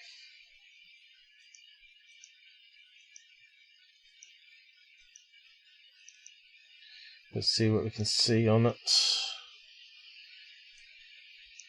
Figure something rather. I thought it might have a year number there, but it doesn't. I think it might be on my documentary though. I think you might be able to pick up the year number on it and the patent number of it, so you can find more detail on it. I think I got another one here. Let's have a look. That one invaded by the Hoover. That's a side angled view of the same craft, apparently. Same blueprints. So I'll just like a mute. Before I used to have to use the mouse and mute it like that, you know, which is a pain in the ass. Which way do we read this? Get rid of it. Get out your way. It's kind of weird, but it's like a new pen thing. Dave, there's no point in having a fight with it. Just check it over.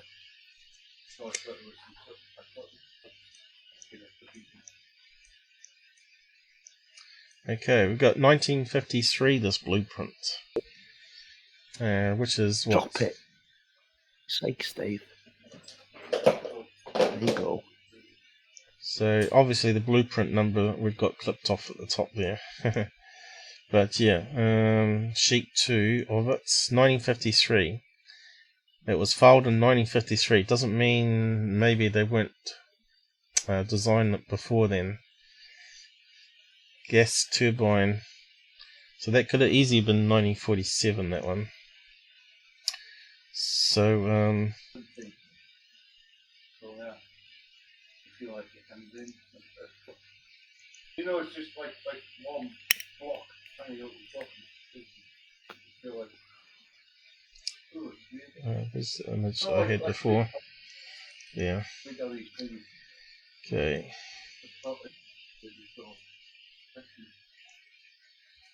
So that's the side profile of the same one above here. Looks very similar to these other guys. The Rhodes and Arnolds.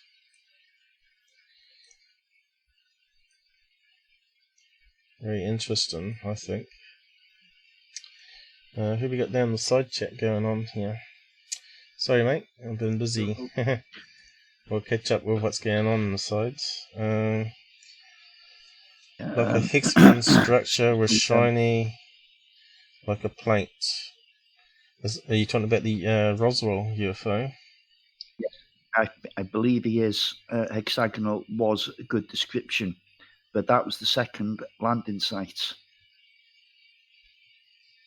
And we've only got one or two witnesses that describe. No. It's a bit unreliable. Hi, I had a closer experience with UFO.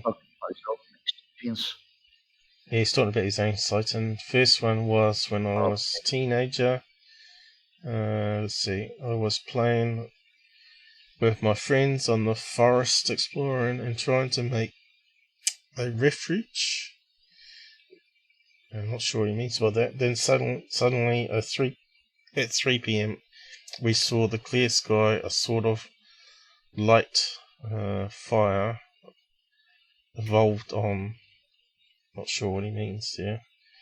It was like a hexagonal structure with shiny, very shiny. It wasn't like a plate and fall from the sky slowly. Then disappeared on trough through the mountains. So he's saying he had a similar sighting to Arnold's, maybe. Interesting. Yeah. Okay, so we had some other designs there. I'm not sure. I think that's the best one out of the other ones I had taken a snapshot of. Let's see. Was that one of them? So that one's too round. What was that one? Oh, that's the Roswell one. So we'll just bring those ones in and do a comparison on those. Import. So that's that one.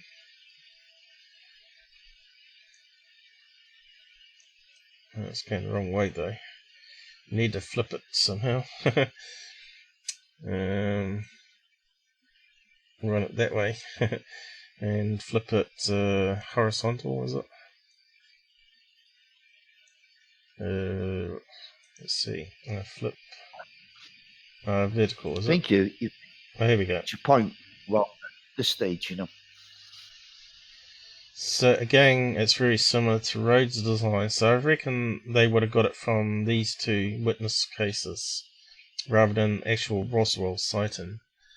And of course we got the other one here too, which someone's made their own model of. So I'd like to know where they got the information from. Was it this creative license, or Who are you talking about now? whoever designed these Roswell models? It's got absolutely nothing to do with the crash. I mean, I don't know how many times I have to say that, but the thing was lying in a million pieces. Yeah, but you don't know. You went there. No, but I'm going off the witness testimony, and they didn't find any part of that craft that was longer than 3 feet. Yeah, but the ranchers only saw the debris field of the first crash, wasn't it? Not the second part. Yeah. So the bulk of the craft, from what I understood, got ploughed into a side of a little mountain, but like this one here, where it's got ploughed in.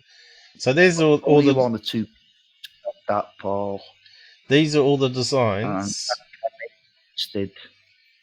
Well, you may not like it, but there's all the designs, and all on one page now. So we've got a comparison now. I'm not sure if I can upload it for people to have a look at or not. Might be able to save. I can put it on Discord for people if people join Discord, and if they want to grab it, they can. So Arnold and William, or we call him Rhodes, I suppose. Arnold, Rhodes, and Roswell designs.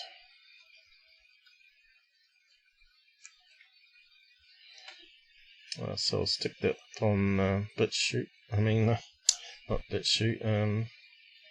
Discord.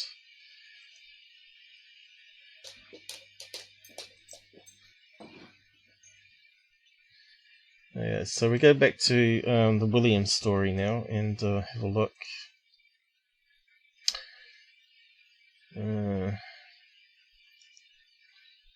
Close that down. So, taken by Rhodes takes 2 pictures. So that was in more detail. Let's go to this one here. Randel, was it? Randel, yeah. There was 2 things here. So he's got 2 pages. I'm not sure if they say the same thing or not. 2020 he's got here. And what time was this one? 2015. So I wonder if he's changed his mind between them. No. Well, I mean, Randel's stance at the moment, it was 75% alien.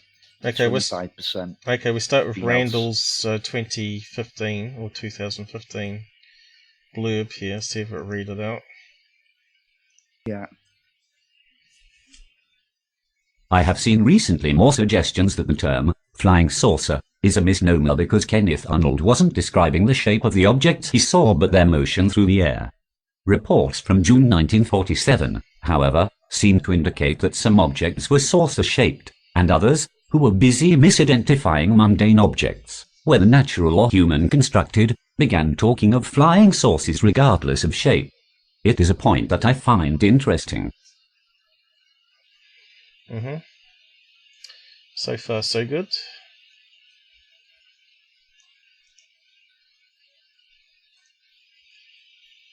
When I was working on the government UFO files, I tried to track all this down. Looking at the newspaper reporting, at the Project Blue Book files, at the documentation that came from APRO, NICAP and other organizations, I tried to find any story published prior to June the 24th, 1947, that mentioned disc-shaped or saucer-shaped craft. I found virtually nothing. Yeah, apart from William's one, which we've just been talking about. Hold on a minute, Paul. Who's actually wrote this article? Randel. No, I don't think it is, because Randall's actually saying there. I don't think it is Randall, because he's saying he was actually in charge of the UFO program. Randall never was. He was military. Kevin Randall. Definitely got his name on it.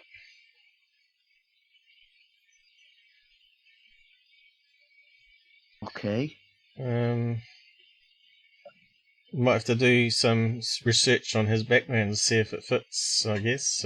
Just read out the next bit. That's him.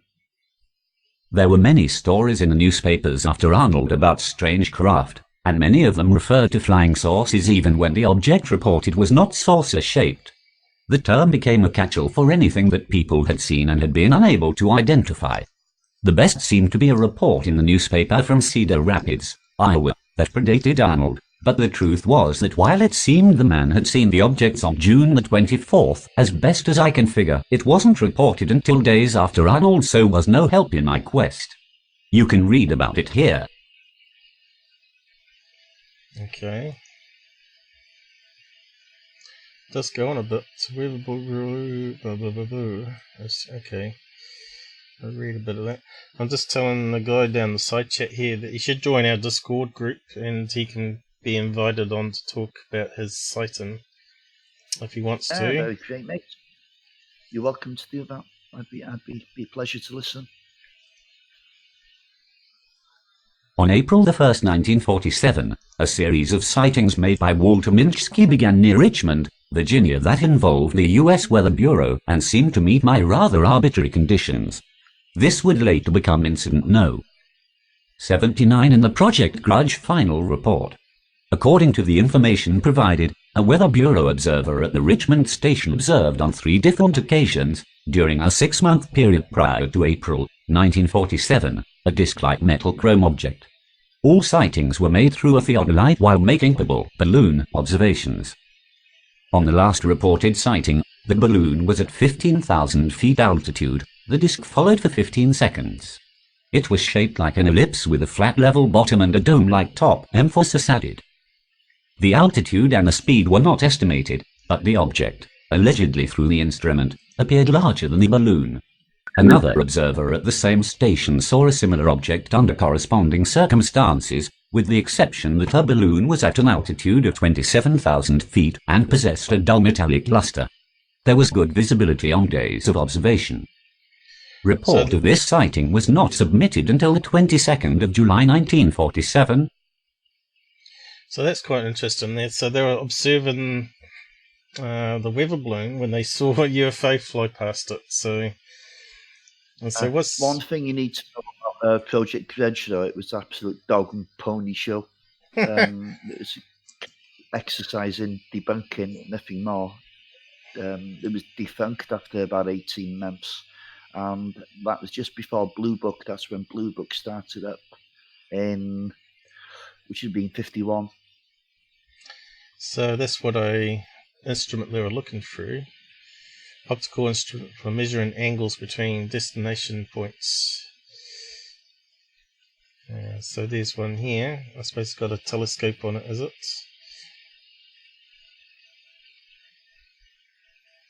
Let's see if we can get some pictures. So that's what surveyors use, isn't it? Military used them as well. They did for years anyway. Yeah. I mean, they still are, you know. Yeah, for dropping bombs and all that sort of stuff, working out the angles. Yeah, they did. They had backpack one, and the Marines would have it in the backpack, and they would drop it down, look at a mountain range, and work out whereabouts they should be dropping the bombs in Middle East and all that sort of stuff. I think it was on a movie. As well. Sorry, you got cut off there on Discord. What did you say again, just in case? Oh, no, I'm just saying those theodolites, they were used as observation devices as well. Yep. So was there anything else here? Series of reports. So let's just have a read of this bit. I'll tell you what, it's a lot of reading on these topics. This series of reports, made by Minsky, are not mentioned in the Project Blue Book Index, which lists only a couple of reports made prior to the Kenneth Arnold sighting. All were reported after the press coverage of the Arnold sighting, so there is no way to document the actual date of the sighting. Ted Loacher, in the report on the UFO wave of 1947, added some important details to the case. He wrote, okay, we'll come back to that. I just need to post the Discord link again. So the Discord link's up here if you want to join our group.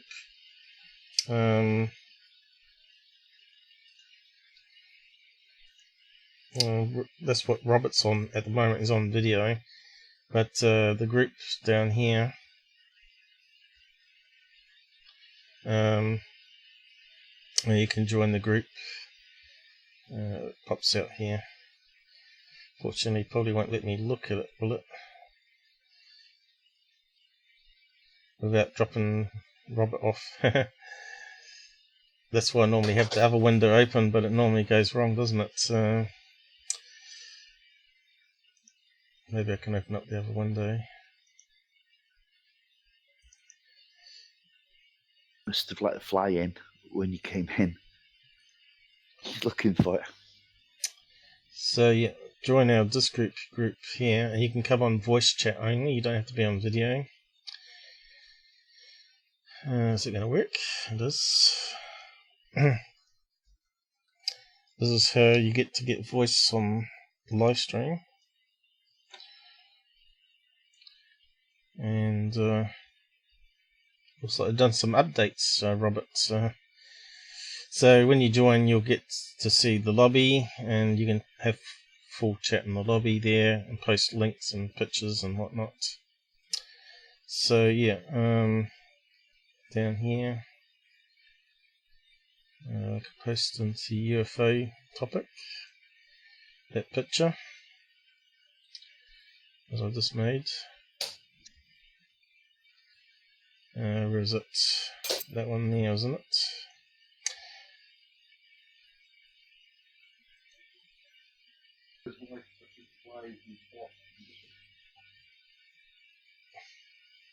There we go. So, yeah, here we got Mad Scientist is there. He doesn't talk to us though. And Robert's there, of course. Normally I'd be in the live room up here, and you'd have to be approved to join me in the live room. So normally I connect to that at the same time, and it connects the video and the voice only chatters together. But since we haven't got any voice chatters at the moment, won't do that just yet. So yeah, back to what the article. Gradually getting through it. Whereabouts was it? So what did it say here? Brewery. Point is that we have a cast. Actually, I should just read the summary. I'm not too sure what Randels getting at here. No, do I? But we'll figure it out. The point here is that we have a case of a disc-like object, and a date assigned by the Air Force about the sighting, but we have no documentation that I can find dated prior to the Arnold sighting. There might be something hidden away in the Weather Bureau records, or somewhere else, but I have nothing that predates Arnold for this case. For some reason. And before I hear of all those sightings of discs and saucers from early in the 20th century, I was looking for something in the months prior to Arnold. I arbitrarily set a year as the outside limit, though I did look at the Foo Fighter reports. The Swedish ghost rockets in 1946 all seemed to be of something that resembled German vengeance weapons as opposed to flying saucers. We missed some of that because it was going to the other audio channel. What are you saying here? Immediately I start to scream to my parents, nobody hear me, so I start to pray. This shape offered me his hand. This shape. Remember that it was a grey hand. After that I wake up and made some... Okay, so yeah, you need to probably just come on and talk about it, your experience on our group. I think that's probably better, and then we can ask questions and whatnot. We've not had any people that have been abducted come on and talk before. And they like keep them to themselves, and they only seem to report to what's it, MUFON guys, the ERT guys. This guy's talking about astral projection, where you can actually leave your body and be somewhere else at the same time. See what I mean? Yeah. Which is pretty like heavy stuff, that, mate. It's less provable than flying saucers, is what you mean. Just saying, I don't rule it out. I keep an open mind. But, well, I've had an out-of-body experience myself, but it wasn't anything like these guys I was talking about, where they can travel into the universe or whatever. Just hovered above and saw me in bed. I didn't see any crazy stuff like a lot of people claim to see. So yeah, just read out this last paragraph and then. I'm not too sure what Randell's getting at though. While the claim that flying saucers are the result of bad reporting and people leaping onto the bandwagon, there is some evidence that saucers had been seen prior to Arnold, but there is virtually nothing in the record to show these sightings were reported prior to Arnold. That might be because no one thought much about it until the Arnold sighting hit the national press, but whatever the reason, the point is, I could find nothing about a saucer-shaped object dated in the months prior to Arnold, and to beat a dead horse, I have the reports published after Arnold that refer to events before Arnold, but nothing in the newspapers or anywhere else published prior to it. So he's saying there's no written evidence of flying saucers prior to Kenneth Arnold's sighting.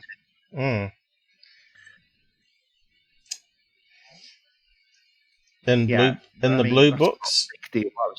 Waste of time, really, wasn't it? No.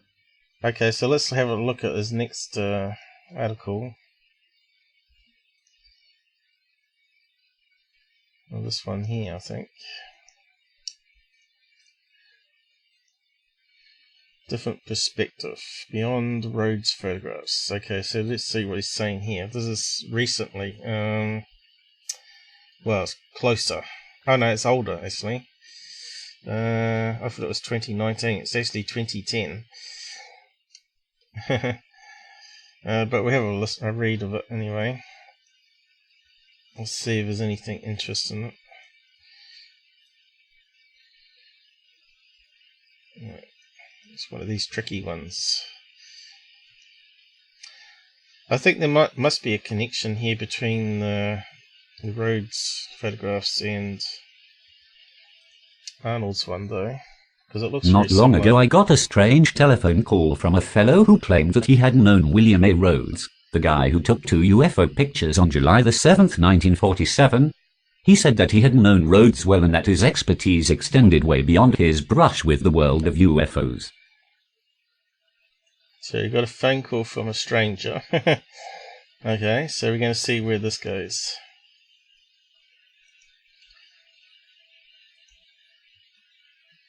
Now I confess that my interest in Rhodes extended to the pictures he took, and the way the object seemed to mirror that being seen around the country at that time, and a little else. No, it wasn't a flying saucer, because it wasn't saucer-shaped.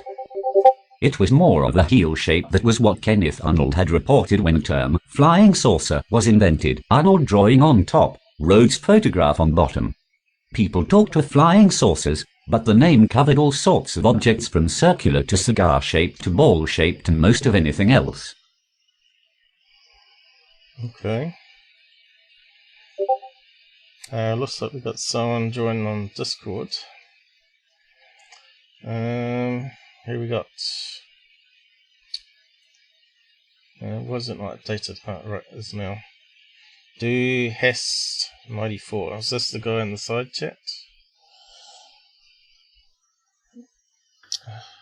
Don't think so, but. Don't think so. Is it the same guy? On the side chat is on Discord.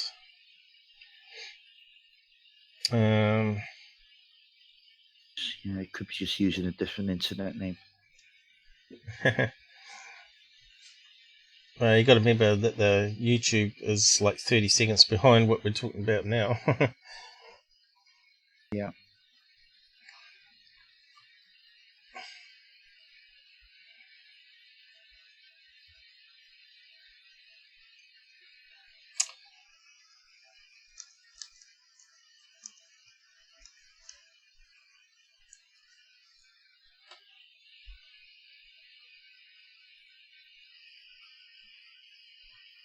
I saw him typing something, but I never saw anything pop up. Anyway, we'll wait till he comes back with a response. And so the Rhodes who claimed, okay, so this is probably important. PhD. What can I get rid of that picture? We'll see if it reads it. Okay. Rhodes, who claimed to have a D, but who was unable to produce any document supporting that claim, might not have been the lunatic that some thought. According to what the caller told me, Rhodes held a number of patents and had been working on a gravity shield. He said that Rhodes had gone to work for the War Department during World War II, and that had been working on something that either prevented the magnetic mines from detonating, or a way of detecting enemy submarines by a means other than sonar. Well, that changes the Rhodes story straight away now. He's got a PhD, apparently, and he was working on anti-gravity. I think it said he couldn't prove he had the PhD. It says he claimed he had a PhD. Gravity he was shield. unable to get any document supporting that claim. Things carefully, Paul.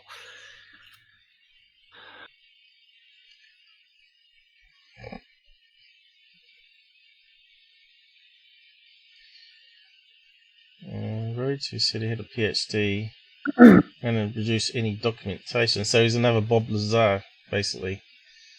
Is that how you're reading that? Mm-hmm. Yeah, but no, not necessarily, because it actually does go on to say that he did hold several patents, so the guy was no dicky, was he? So he had some documentation of such, anyway. Yeah. But bizarre. I have real experience and want to share my thoughts on him. Okay, let's see, where is he? Need to upgrade him. Chat. Yep. I'll see if it works. It might drop you out though. You might have to leave and come back in.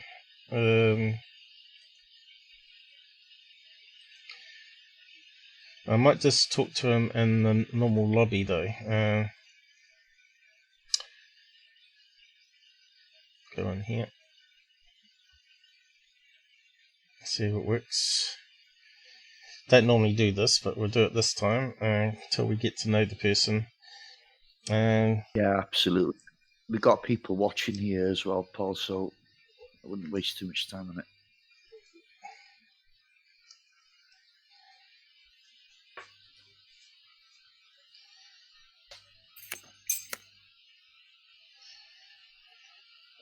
Did he say what country he was in? Down the side chat at all?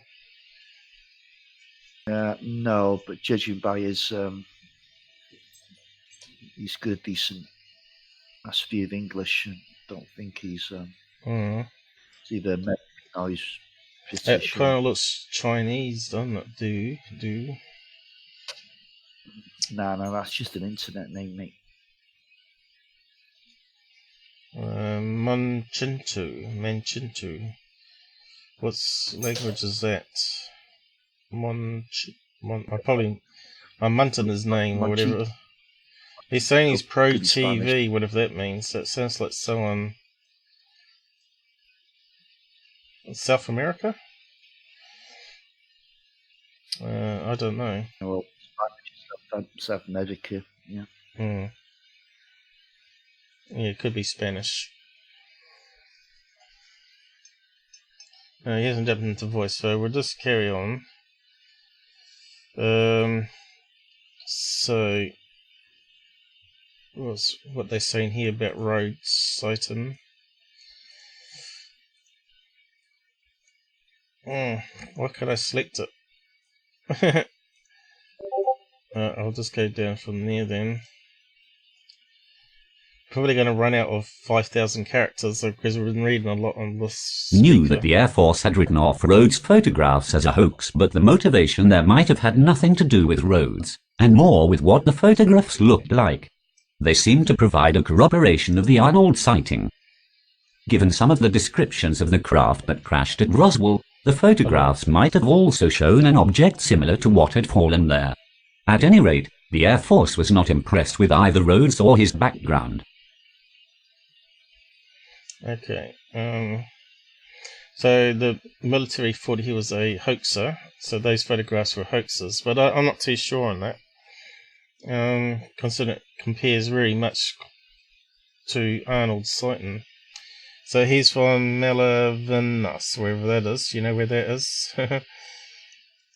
Malvinas, yeah, it's actually the Falkland Islands, I think. Ah. That's opposite South America, Brazil. Well, he's from Argentina, basically. He hasn't got really good English. Okay. Got really good English. Oh, yeah. Falkland Islands. Yep, there you go. Now, have we got a map? We wanted a expanded map. Maps. So whereabouts is it off the coast? Yeah, it's... I didn't think many people lived on that island. Nah, they're mostly British people, aren't they? It's still a UK colony. Wow, it's way down the bottom there. Yeah, I know. Remember the war there? Was it 1982? That's where they have that strange magnetic southern anomaly with the magnetic field down there. That's where the hole is, over that whole area there. Apparently the seas around here are really bad as well.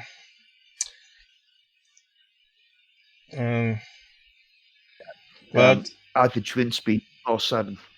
I don't think my voice is... There should be blinking here, I think. Let me just put the robot in the voice channel. Hello. Hello. He didn't say much, did he? Hello. So mine should be blinking when I talk. I just wonder if they stuffed up the settings here. Let me just double check. Cable B. It should be working. Hello. So did you hear the robot talk before? So it should be going through the mixer. Hi. I didn't see where it put it. Hi. Barkeep, a refill. That's strange. It's not going through the mixer, I don't think. Hello.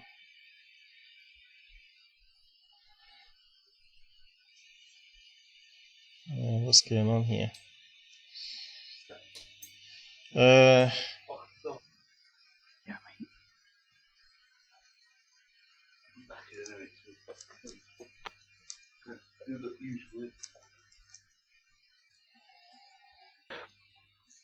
Wait there, Dave.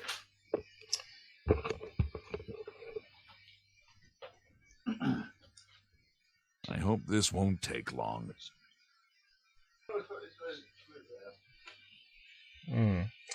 I'm not sure if it's working. Something strange going on here. Voice meter. That should be correct.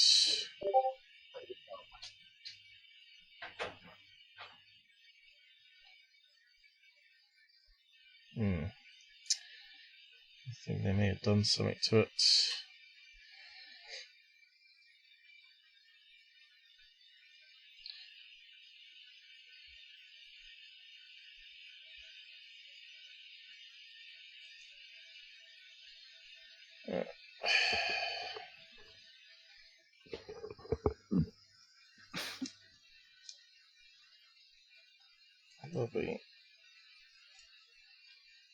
with Mike.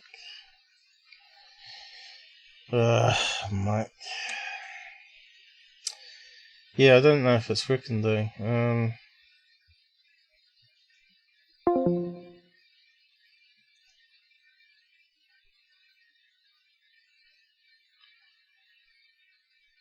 Hello. That's kind of weird. It should be blinking.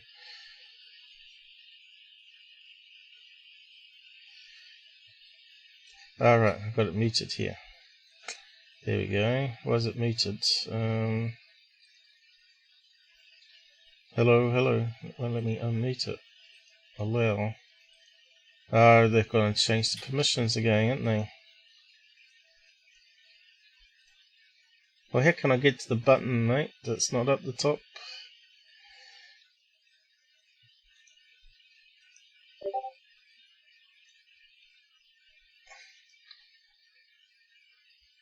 How can I get around that problem?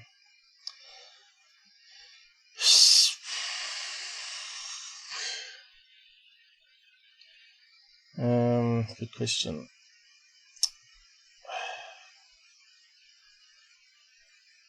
Just get this up. Oop, I've done it now.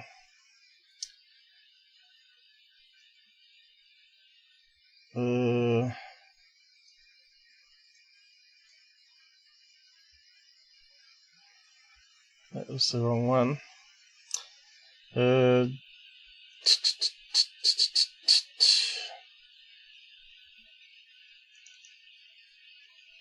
Yeah.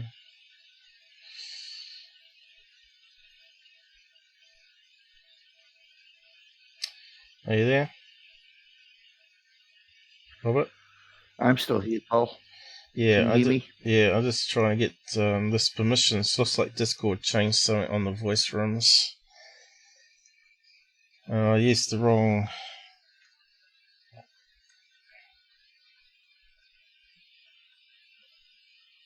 What's happened here?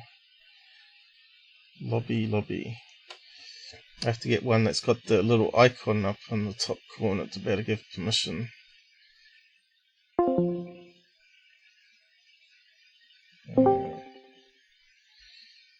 So I've got to unmute. There we go. Got the camera icon now. He's leaving anyway, Paul. I think we wasted enough time on this now. Yeah, probably. Always allow. Done.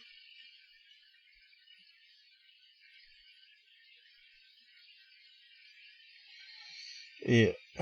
Not too sure why it's not working.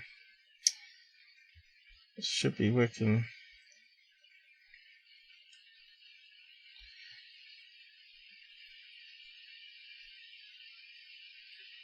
Ask before accessing. Block, allow, Discord. It should be working. That's just crazy.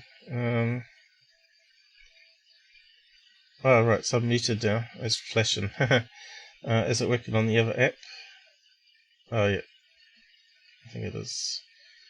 That's not it, though. I have to reopen it. Okay, yeah. Can't train up people how to use Discord. Unfortunately, if they can't see the voice room is under the lobby, the lobby is what they should be able to see. Yeah. Paul, it's a bit technical for some people, Yeah, but it's under the same location, right? So, is it working now? Oh, I didn't hear the robot. We're in the middle of a live stream. Hi there. And it's not really testing stuff, is it?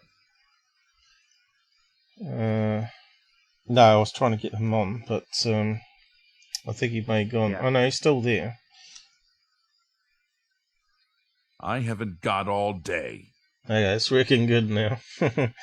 What's that up there? Robert. Not too sure what's popping up there. Okay. Well, if he's watching the live stream, right? Are you still there, Robert? Where you gone?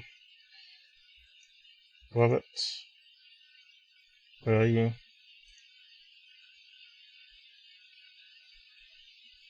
Robert? Where are you?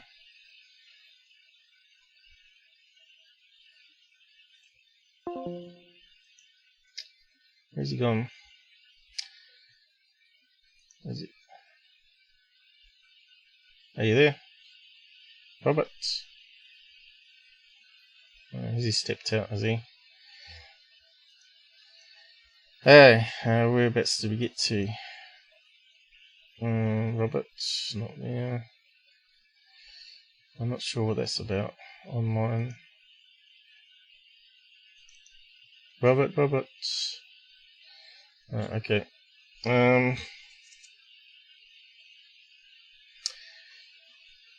Do Haste 94 if you're watching the live stream. The lobby is on the side here. You just scroll up and down. If you're on Windows, if you're on an app, which looks like you might be on an app, I think you got to slide your finger up and down, or swipe it left and right. I don't know. I've never used this Discord on a mobile phone before. Well, my Granny told me that when... well, we'll just move on. If he joins, he joins. It's working now anyway. So where do we get to? Yeah. I've fixed that problem, hopefully. Hopefully it doesn't come up again. So we're reading out this Randel stuff.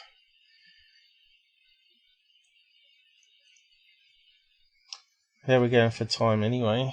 2.5 hours. Time flies. Is your mate there at the moment, Robert? No, he's gone. Just left now. Oh, right. He comes around late at night. What's that, 2 in the morning there? Yeah, he's on his way back from Bangor, which is about 25 miles away from Holyhead. And the last train is like... I did what anyone would do when Oh, hang on. presented with this sort of dilemma in today's world. Well, I that's checked screwed the up internet. too now. I found an article, apparently written by Rhodes defending his degree. He wrote, additionally, after being thoroughly investigated by the FBI, I was issued top secret status. Not even my wife was to know. The creation was a method of neutralizing the Earth's magnetic field in ships. Not a single ship or sailor was lost to magnetic mines during the war's remainder. One day, my boss summoned me to his office and explained, "We have a total absence of degree doctorates, and having already passed requirements, you have been selected to receive a D in physics." The degree would be known by the nickname 90-Day Wonder, and my work would not be disrupted to gain I. To what? To gain. Alright. So this is all about Rhodes at the moment, which was the other sighting 2 weeks after Kenneth Arnold's sighting, and apparently the Roswell crash also happened, was it 3 days before the sighting as well? The way this was explained to me was that Rhodes had taken some sort of test for the position he held. Depending on how well you had done, you were assigned work. Some were given work that would have been assigned to those who had the equivalent of a Ms. and some a Ph.D. Rhodes scored high enough for the D. That sounds very Bob Lazari, this Rhodes guy. Working 16 hours a day. That's pretty drastic. Working 16 hours daily, 7 days a week, my health began failing. The degassing system was in full production. My resignation was accepted by Commander Bennett, from whom I received a letter of regret and wished me the best. Back home in Phoenix, found the same old agrarian system. Ds could only find work picking oranges of veggies, so I began searching for clients nationally. Soon they found me without advertising. Forward to 1955. From the U of Michigan came Dr. Adam Baker Minwell, chosen by the National Science Foundation to locate what is presently Kitt Peak Observatory. I applied and was hired immediately for development of instruments relating to the observatory's location. He inquired about my education. When I said 90-day wonder, he grinned and said, "Me too," and continued, "Why are you not using it?" Replying I didn't think it had any value. It has the same value as one issued by any university. Use it like I have. Your research business needs it. After Kitt Peak was selected, Dr. Minwell moved to the University of Arizona, where he developed what is now known as the Hubble Space Telescope. A few years later he died from heart failure. I owe him a debt of gratitude for his insisting my degree should be used. So, he also said that background had been investigated by FBI for security clearance, so he could do his classified work. It would seem to me that if it's true, then those investigating his UFO photographs should have known that, especially since the file suggests the FBI was involved. And if they were, then the smear campaign that took place about Rhodes' background and education was just that, a smear campaign. Even if the Air Force didn't know and no one told them, someone at the top knew and didn't mention it. So right now, I don't know how accurate this information is. I have been told that Rhodes held a number of patents that I have seen again on the internet, several patents issued to William Rhodes. They were assigned to a guy living in Phoenix, which is where Rhodes lived, and I suspect it's the same guy, but I don't know for certain. If the information is accurate and it's the same William, then we got a short shift from the governmental UFO investigators. The question about his degree before somewhat irrelevant, simply because the government was the entity that suggested he had the equivalent of a PhD and treated his work accordingly.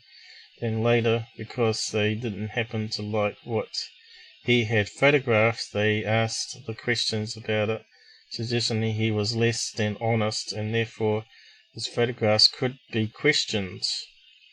Talk about double dealing. This is something that I've pursued, seeing what I can learn about Rhodes. It seems he might be something of a radical in the mold of Nikola Tesla, but who doesn't get the same publicity as Tesla. But that doesn't say anything about the pictures. I can see no reason for Rhodes to have faked them. It gained him nothing, and given the information released by the government, made him look rather unreliable. This really is something that deserves more work. So what they say. Yeah, well, there you go. And I mean, Randel is very well grounded. He's a very skeptical ufologist, if you like. So a top-notch scientist that had a PhD photographs 2 UFOs, and then he gets discredited as hoaxing. So the government didn't want people to take it seriously what he photographed, and wanted to say that he photographed a model like Billy Meyer or whatever. So what's this one said? Interesting sideline is Ray Palmer, who swore by the Rhodes photographs, claimed in 1959 that he had heard that all copies of the Arizona Republic of July 9, 1947, which featured Rhodes' pictures, was seized by the military in a house-to-house operation, which explained why very, very few copies were obtainable. So Palmer claimed. Do you know who Palmer is, Paul? Do you know who Ray Palmer is? It rings a bell, the name, but I can't picture him. Yeah, he was the publisher, of Amazing Stories, which was a sci-fi mag. Ah, right. And I tell you what, yeah. Oh, that's the that one. magazine. That's the one about Maury Island, wasn't it? Ray Palmer was the guy who paid Kenneth Arnold to go out to Maury Island and investigate the case. Ah, there. So I remember that we talked about him before. Yeah. Cool. Is there anything here that sort of talks about him?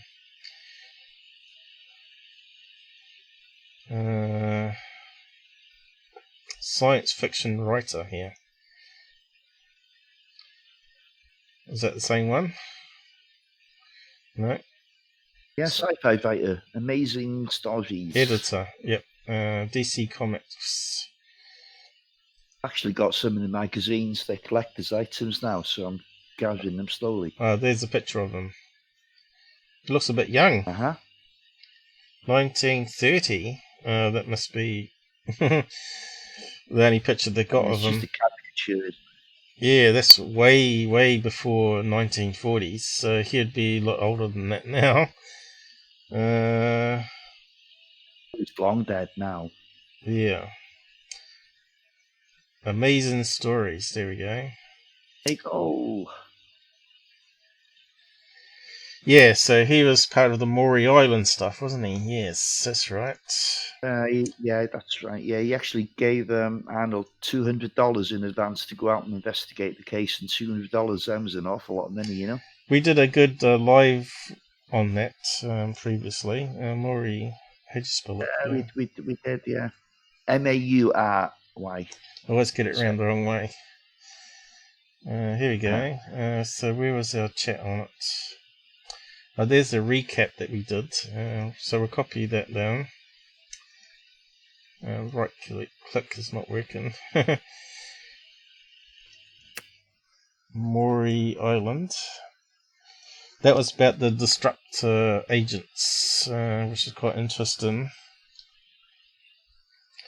And there was a part 1 to our investigation. That was 48, I guess. There's an awful lot to do Maury Island. It's a hell of a case, actually. Here it it's is not here. the actual complete hoax that a lot of people seem to believe that it is. Well, we weren't sure because there was a lot of strangeness to it. We did a chart on that recap one. We went through but the daughter and son come clean, wasn't it? And well, the daughter did. No, they had to come clean. They had to come clean, Paul, because otherwise they'd have ended up in a court of law. So they didn't really come clean. They told people what the authorities wanted them to. And look, the case is far too complex to discuss, you know. I think it's I think it's pretty much concluded by most people that it was a hoax, though. Because of the smelter island, that some of it was some of it was. A lot of people at the time didn't realise that Chrisman was involved with the CIA, and that changed everything. You see. Yeah, well, he's a disruptor agent, so it sort of changed it all. But there were some aspects to it which was kind of strange. Was the molten metal they claimed was from a smelter there, and slag, or what do they call it? Slag, I think it is.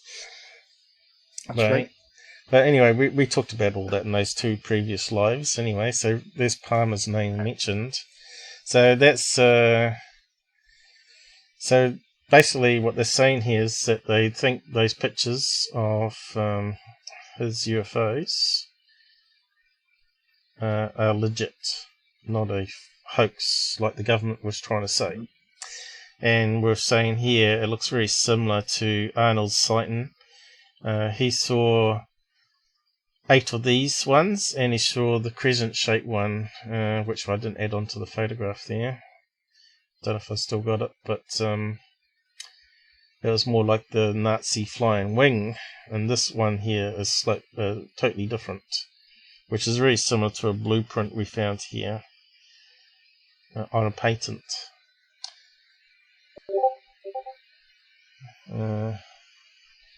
So that guy's still on Discord, so let's see what he's up to. This is my very older... I don't know what he's talking about.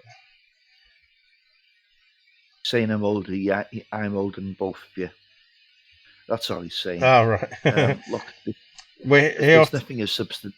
Yeah, Move on. Don't waste time on it, please. You have to come. You have to sort it out and come on sometime. I think he sent me a message here. Yeah. We'll talk. We'll talk after our current live. That's the best one. I can't even type. Oh. I don't even know if it's the same guy that was on the side chat here or not. I'm calling. It looks like it might be the same guy in the side chat here. Because he's saying he's trying to call me, but he's doing it wrong. You gotta... He wants to come on and talk, this guy. He really wants to talk, by the looks of it. Where's he gone? Alright. Can only talk in lobby. Let's text right.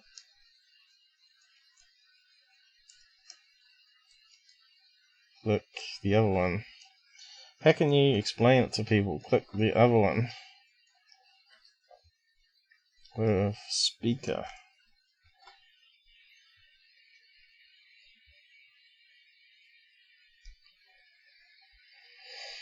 Anyway, where we get to, reading out this comment here. Come on, Nick. We've got 3 people doing here. Let's do them some kind of service, yes? What people? You mean on the live stream? I think one of them's that guy, though. Doesn't matter. Palmer's story reminds me of a similar claim made in recent Smith-Carey book. Yeah, they were 2 of the main researchers of the Roswell incident. There was a... John Smith and Tom Carey.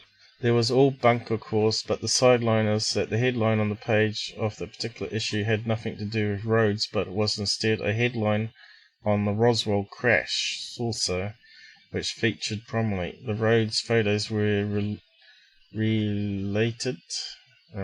relegated to a minor story. Can't see what you're right. Relegated, you mean? So what he's saying is here, he was like a sub-story on the same page. Lots of Google hits on Rhodes from Phoenix. Dom. Second photo does not appear to be our Mr. Rhodes, so that is a false trail. What they're talking about here. These links here, probably. Let's see. So I think we're pretty much finished with this one here. What's this one say about William here?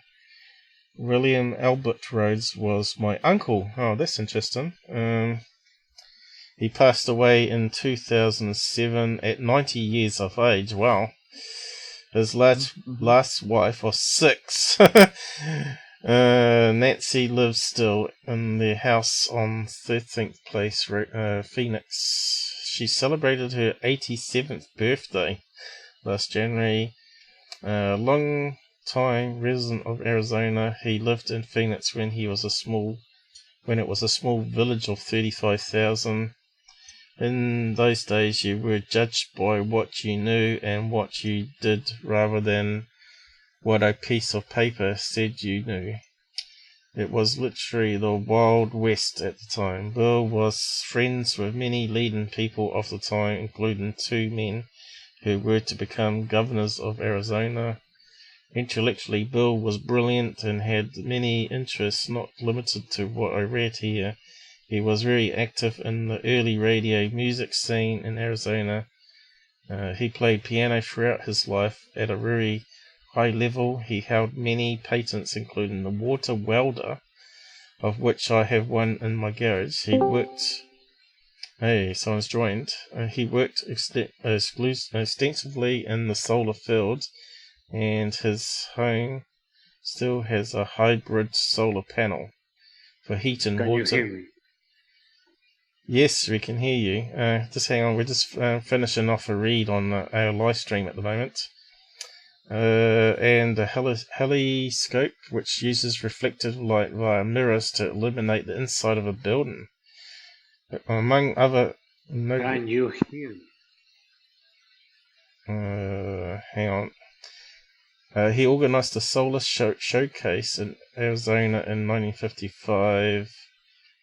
Which, while covered by the local media, Can you hear me? Hang on. Are you there, mate? We can hear you. Yes. What's your name? Hello. He's got his mic muted now. You got your mic muted, man. You muted your mic.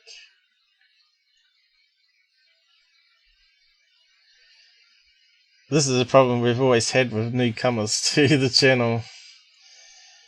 You muted. Here we go. Hello. I'm trying. We can hear you now. We can hear you. What's your name, mate? Someone is taking a picture. What's your name, mate? No, he's muted himself again. Now he's unmuted it. Now he's muted his headset. Can you hear me? We can hear you, but you've muted your headset, so you won't be able to hear us. No. Look, Paul, that is not the real voice. Can you hear me now? We can hear you, but you can't hear us because you've muted your mic. Can you hear me now? I think I might have to jump out that room. He's taking the piss. Paul. Can you? Are you for real, mate? Are you talking to us on live at the moment? You can hear me now. Yes, we can hear you. Go dead. Can you hear us? Hello. I can see the mute button. No, I'm talking to you. It's flashing.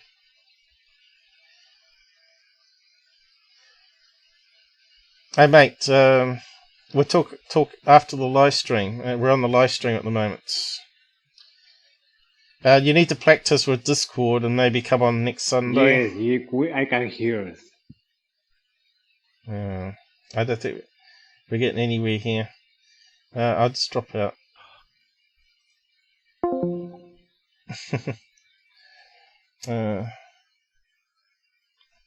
Talk more later. What's his name?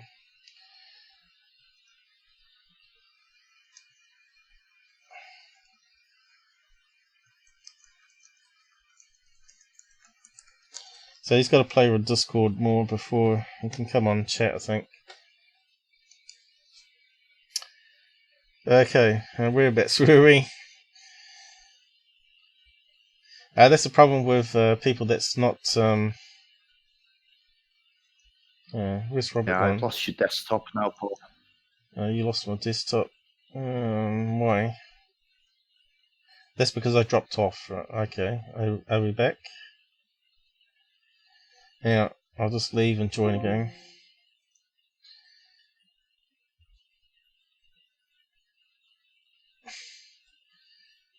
Hello. Okay, we're back again. Are you there, Robert? Yeah, there we go. It's back. It's because I forgot when I disconnect it's going to drop you off as well. Okay. Okay, we got 4 watching, so let's move on. I think you were going on to the day after Roswell next. Yeah, I just try to read out. Was there anything else important at what was it? Uncle or whatever it was. Uncle, what's that? Nephew, Bill Morris. Yeah, you see, this is just a a fairly trivial yeah. thing. This, Oh well, do you know what I other mean? people might be It's interested. it's a load of conjecture over just one sighting that isn't particularly significant. Okay, so called Doctor, he invented road gas, and although it's now called brown gas, it was his development and invention. He had some success in business, he made many bad decisions, and had no lust in business interests. He was used and abused business-wise throughout his life. I know little about the UFO pictures, having been born in 1947. He always kidded me and told me I was half alien. His personal life aside, obviously having had 6 wives, he wasn't the most stable of family men, but in the end he was one of the kind, complex, intelligent, flawed as most of us. It would help your research. I have a photograph of Rhodes together with Lewis Lamore, who also took several pictures of an identified object. Both were members of the Phoenix Observatory Association. Dr. Hynek claimed the Blue Book had hundreds of photographs of UFOs. I've been trying to track down the final disposition of some of those photographs. Can you contact me? I believe the Rhodes sighting and the Roswell crash are related. That's what we're trying to say. It looks to me like the Phoenix craft was a search and rescue for their downed comrades in New Mexico. Well, it's possible because it happened a day after, didn't it? Oh, hang on.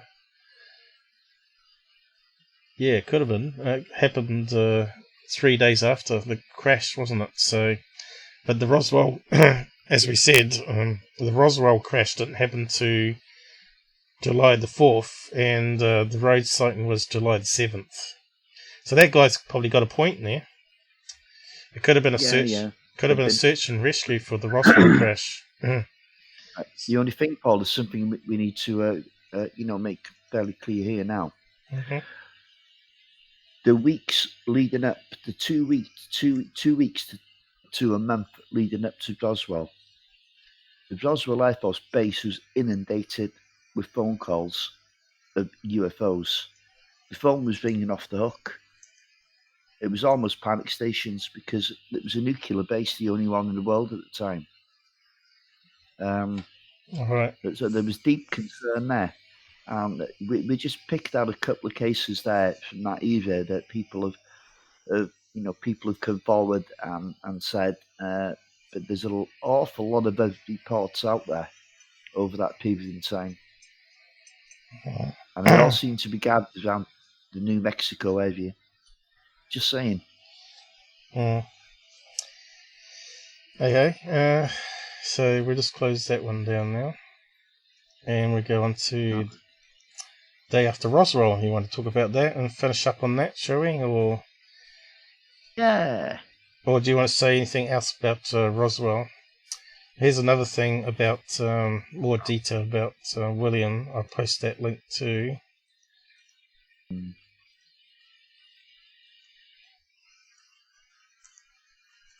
No, the only thing I'd like to say about Roswell is it's a very robust case for a possible down alien spacecraft.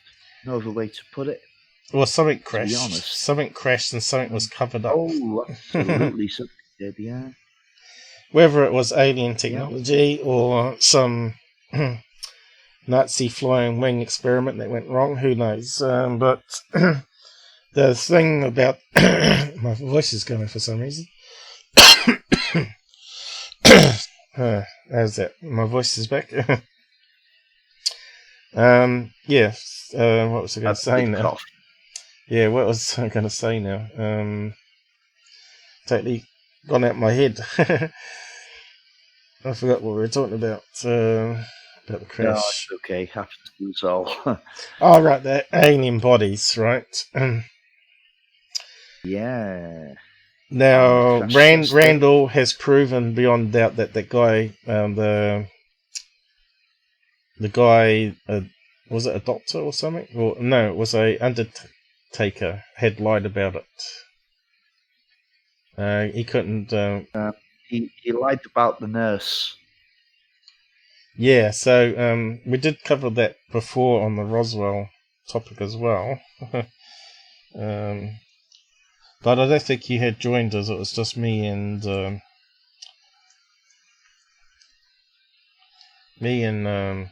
John at the time. Okay. But let's see, which one was it now? I think the guy's called Glenn Dennis, you know. If I remember correctly now, I'm pretty sure I'm right. Yeah. Yeah. His case looked really solid for years, and then he was found to have perjured himself, which is a shame. Well, it looks like it's going to be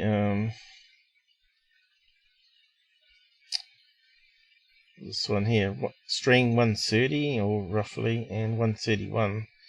It was broken into two parts. But we were looking, I think it was part 2, was it part 2? We were sort of looking at the alien bodies a bit more, so it was on that one there, I think.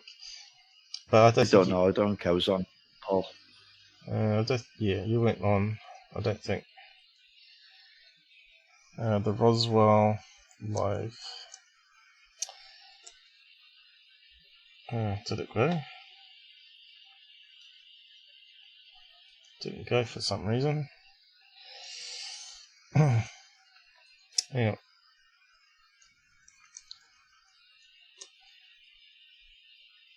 It's got a time thing, yes, so it probably jumps to the part where Roswell was. Yeah, so what's the day after Roswell? You want to go through all that? Do you want me to read it out here, or I'll read out the caption anyway, and then you can talk about it. I read out the caption here.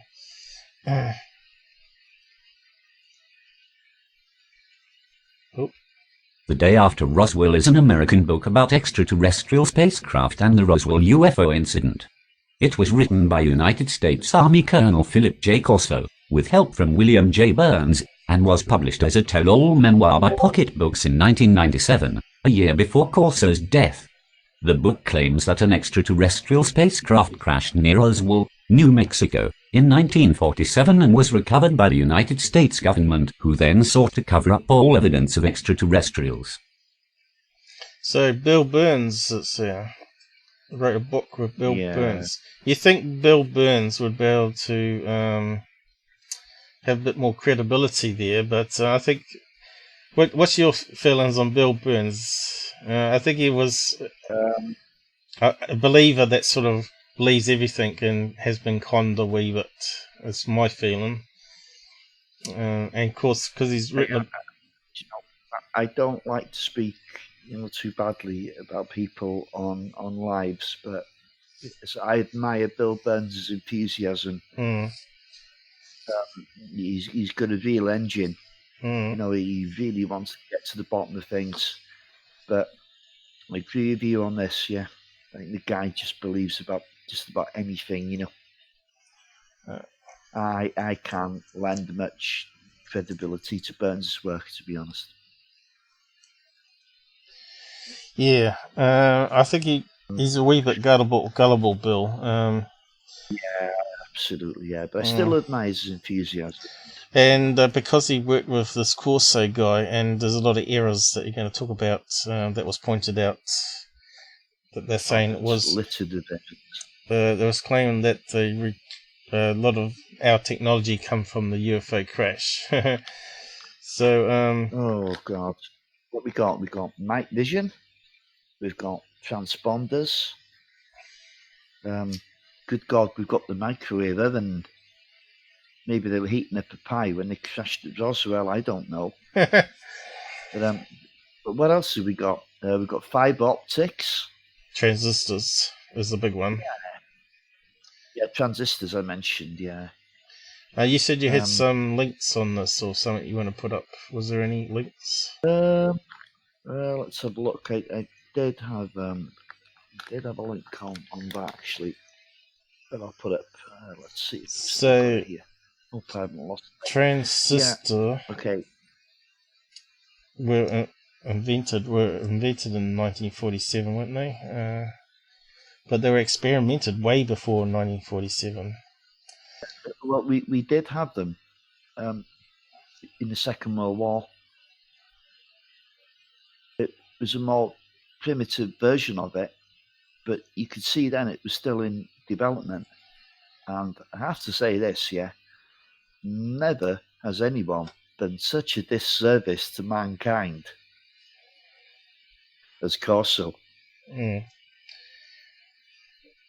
And yet he was quite capable of inventing all that stuff on our own.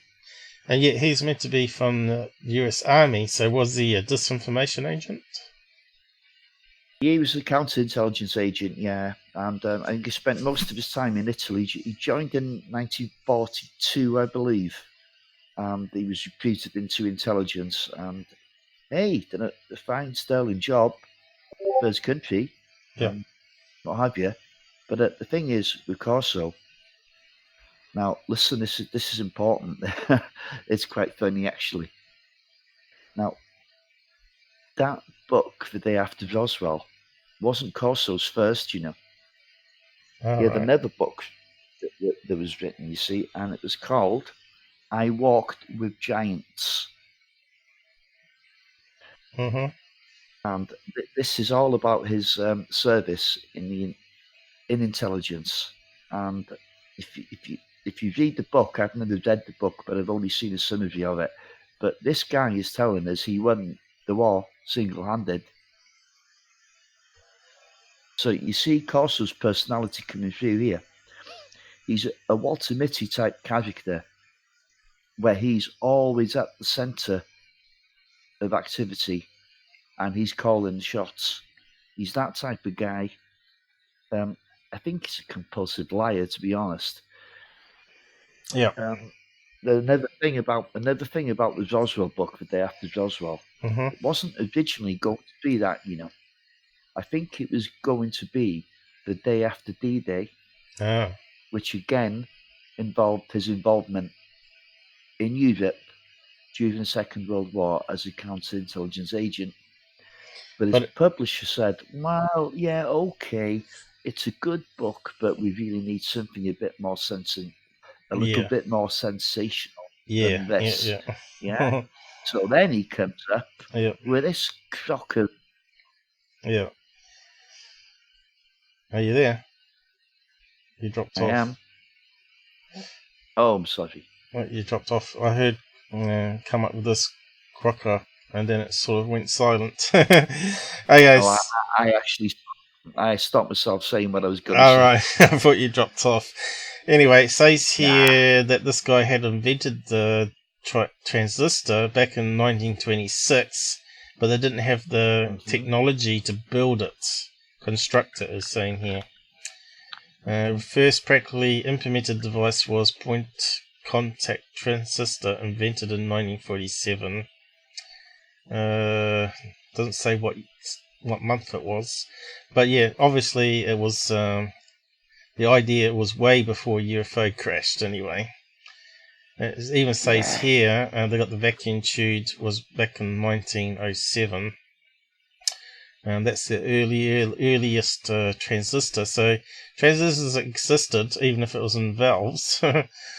The idea of it in glass valves. But what's it say here? December 23, so it's after Roswell, I guess. That's probably what they say. That November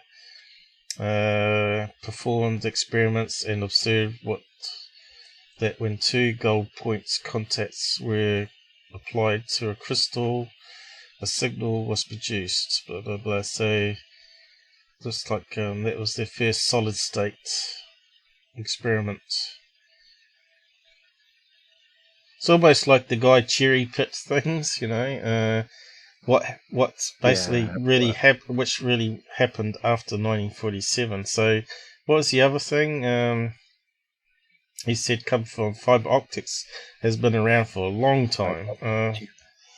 They were working on that in 1928, I believe. Research started into that. Yeah, I used to have a nice little graphic of fiber optics. There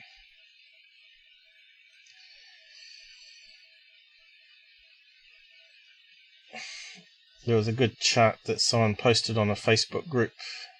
I should have snapshot it because I'm not sure if he typed it up or something, but he made a really good list. So it talks about 1800s here. Here we go. Guiding of light by reflection, the principle that makes the fiber optics possible, was first demonstrated by Daniel, what's his name here? Corlando Dom and Japerid's in Paris in the early go back that far, does it? 1840s. There you go. So there is the experiment. And when light passes through the air to water, the reflected ray is bent towards the perpendicular. When the ray passes from the water to air, is bent from the perpendicular. The angle which the ray in water encloses with the perpendicular to the surface be greater than 48 degrees. The ray will not quit the water at all. It will be totally reflected at the surface. Okay, so the idea of fiber optics has been around for a long time, but when was glass tubes invented? Obviously, they would have used it in, flashing mirrors between ships as a form of fiber optics. You're transmitting, what do you call it, Morse code, which is like a subset of binary in a way of making letters up and transmitting information. So yeah, those two things bust his claim right open. So we want to know when the glass tubes were invented. There's a lot of reading there. Fiber optics. First glass tube. Let's see what the dates are.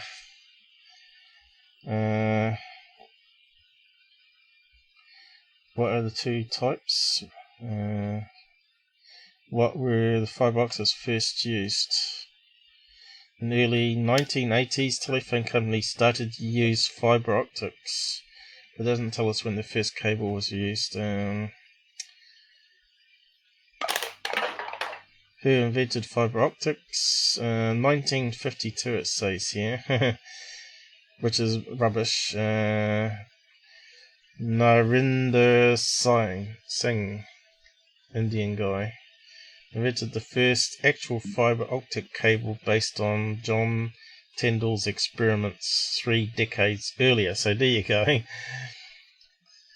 So the idea's been around way before UFO crash. It's just that we didn't have the technology to build it with without any imperfections in the glass. Well, see, there's a powerful rumour that Corso knew full well he was dying.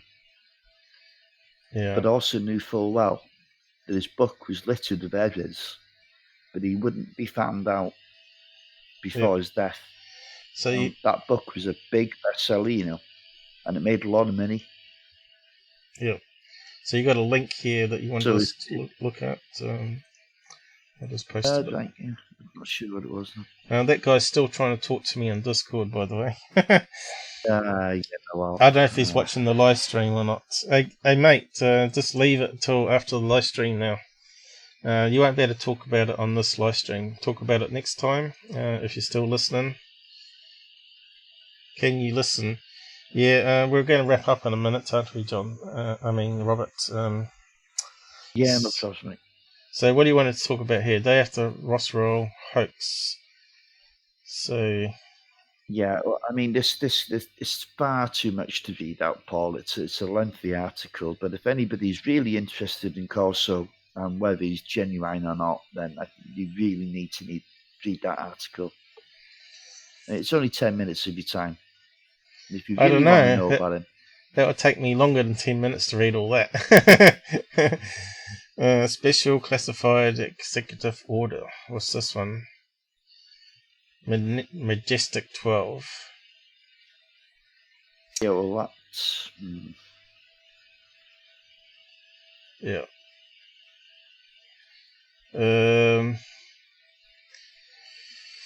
Well, I suppose we could wrap it up there then, if you ain't got anything else to add. Is there any bit here you would want to read out at all? No. I just recommend that anyone who is still out there, who still believes that, There's a lot of people believe this guy. Exactly. That's what I'm saying. That he's very transparent, and you can see through him quite easily if you just have a little bit of a Corso is a fraud. research. Fraud master. Here we go. Stanton Freeman. What did he say about him? Oh, fair play to old Stan. I know you're not keen on him, but he tore Corso to pieces. Book reviews. Philip the day after again. A different perspective. I wonder if that's Randel. Let's have a quick look. This too, isn't it? I can tell you now, Randel won't be giving this guy any glowing review. No, it's Randels comment on him. Yeah. And that goes on a bit too. Look at that. I know some comments at the end. Oh yeah. Yeah, that one's got them all going. Thanks for putting this together. Do you know what were Corso's motives were for putting out his book, other than the obvious to make lots of money, or much plus bucks? I presume he timed it to come out on Roswell 50th anniversary.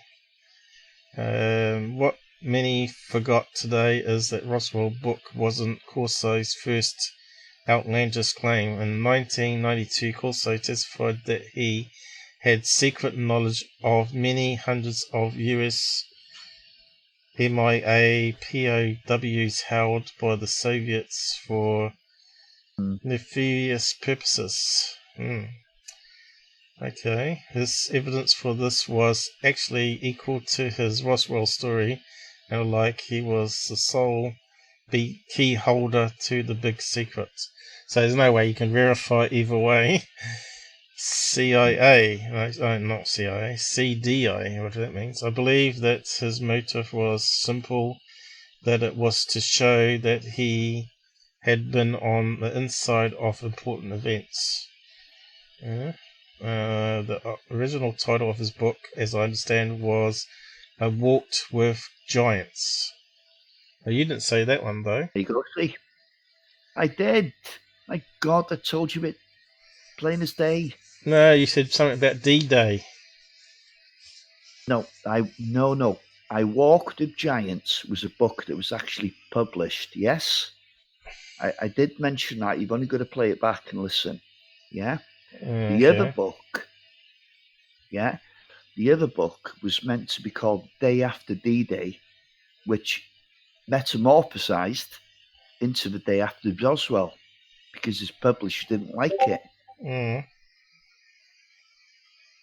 You with me now? Yeah. But that's not what this guy was saying, though.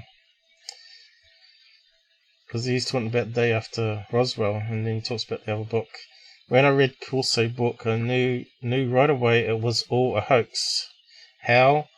Every technology developed claim he made was conveniently unverified, just a bunch of claims to sell book. Well, because the timelines don't match up what he's making claims as. It sticks in my craw. Some folks are still promoting the idea that our advanced technology comes from aliens. That the laser... right, you said laser as well, did he? The idea of simulated emissions was proposed by Einstein in 1917. It just took us a little longer to make the hardware. So everybody's saying the same as what we're saying here. Which you just have to look into it, and then you can debunk. And once you got one false claim, you could debunk the whole lot, basically, is what I always say. Agreed. Another factor involved is in just how and why Corso's book came out, as to the timing and particular fraudulent content. But why would Bill Burns be associated with a fraudster like this? This makes no sense, unless he was into the money as well. Corso... No, I don't think so. I think he was just sucked in, you know. Yeah, maybe. Yeah, but what did he add to the book, though? Did he actually say what bits he wrote to the book? I think he just done the forward to it, you know. Yeah. It was probably due to the influence and effect of having Corso's co-author William Burns involved in the production and editing of the book. So Bill Burns did what, though? He obviously did editing, production, whatever that means, promotion of it, and the foreword. Burns was also the guy who bought out the interests of Don and Vicky Alka, the former owners and publishers in the US of UFO magazine, which then rapidly proceeded to slide even faster downhill under Burns' ownership in terms of quality and content and hype. Burns then went on to produce various other projects regarding the UFO phenomenon, like certain TV shows, books, and other enterprises which generally used info on UFOs that was similarly based on unsubstantiated and false data. Corso may or have initiated the hoax, but Burns was certainly a conscious participant. Yeah, interesting. But it's nothing we don't, already know, or you should know anyway.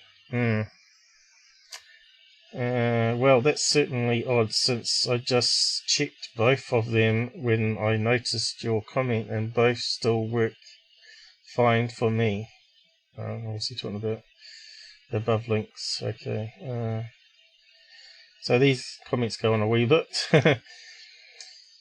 Oh, yeah. So who in the UFO world actually believe Corso out there? Some people in MUFON.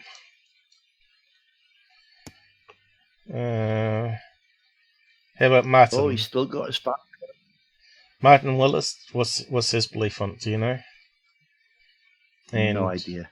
I Open don't Minds? think Martin would fall. I think No, Open Minds were don't think so. critical of Corso, weren't they? Well, what's his name? Rojas. So what did he say here, Randel? There's no doubt that Corso had served as a military officer and rose to rank of lieutenant colonel. He served in World War II and stayed on active duty until he retired, and did work for Trudeau. Although he did say that he had retired as a full colonel, there is no evidence to back up this claim. So already there's a wee bit of a lie going on, maybe. He was definitely associated with Trudeau, because Stanton Friedman actually got in touch with Trudeau, and when he mentioned Corso's name, he turned around and called Corso a snake.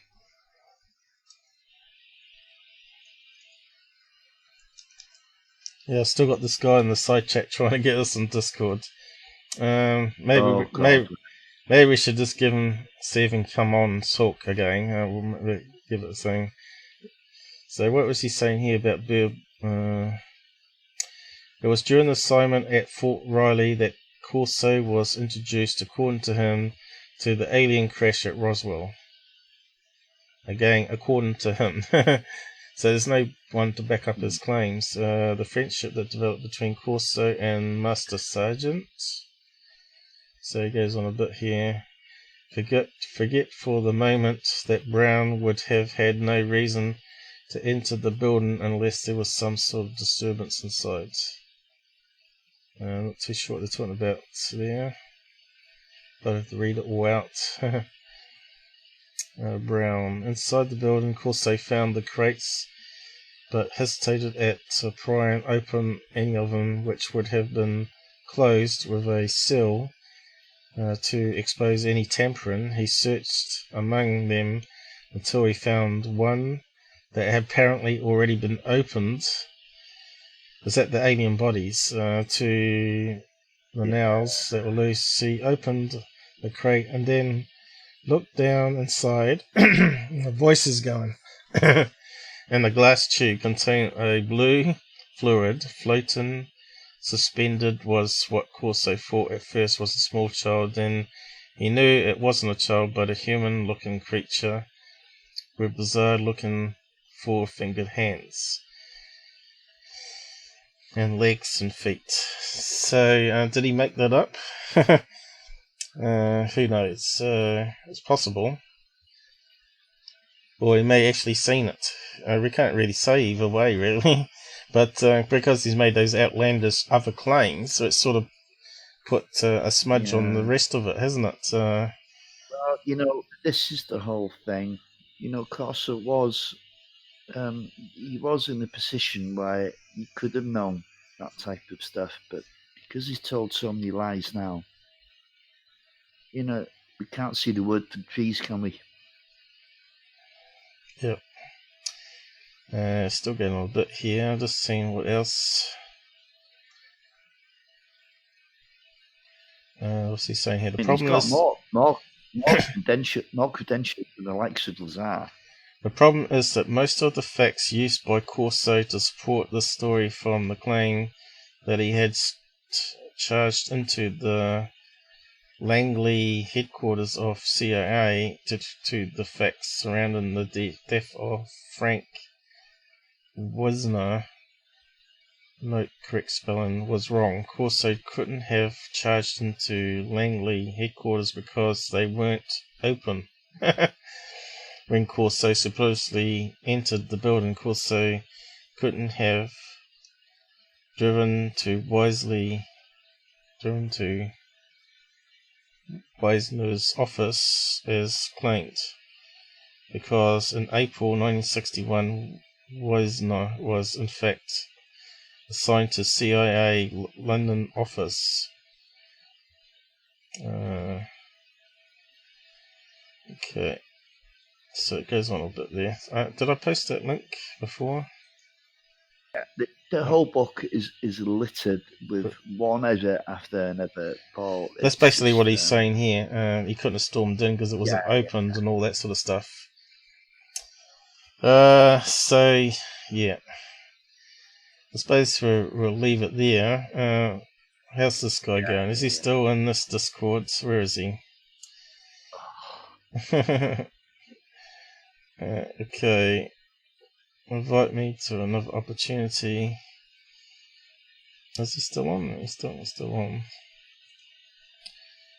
on. Okay, try now. If not, if we can't get no joy of this guy, we're just going to wrap up the stream.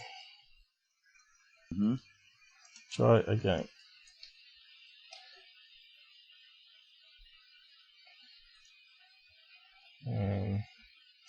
He's trying to call me instead of jumping into the voice room. It doesn't work that way.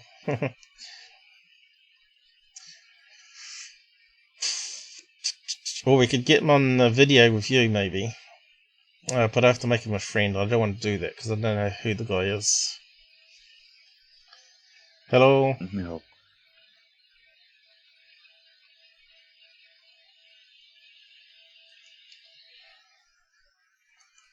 Jump in lobby voice now. We won't hang around too long if he doesn't do it. He may have gone. We'll get him on sometime and he can talk about what he wants to talk about. Perhaps next Sunday. Next Sunday we'll open it up again and do MUFON cases or whatever. But yeah, it'd be good to get more people on to talk about the UFO experiences. And maybe I'll start it earlier again for you to join if you want to. But it must be getting late there now. It's 3 p.m. here, so it must be sunrise where you are there soon. What is it? 5 in the morning? What's the time? 4:05, Paul. Yes, yeah, that's what I thought. 5 in the morning. I think he's gone.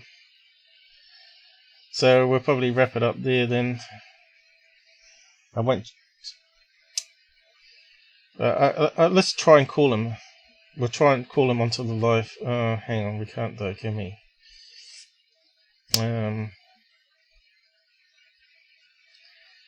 Because you have to friend request me before I can drop him in. No, he's going to have to jump onto voice. Oh, he's in Mothership. Let's go up there then. Hello. I didn't hear it beep though. Are you there? Yep. Come on, talk to us. Can't hear anything. I think it's working. I'll just put the robot in it.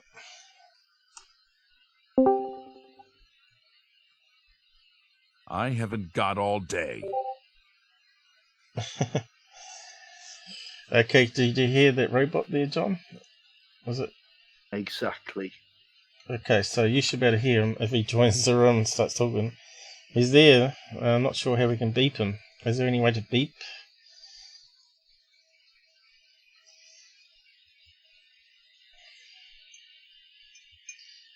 I think we might have to give up with this guy. This is why you get on Discord during the week, guys. Get practicing with the voice channel.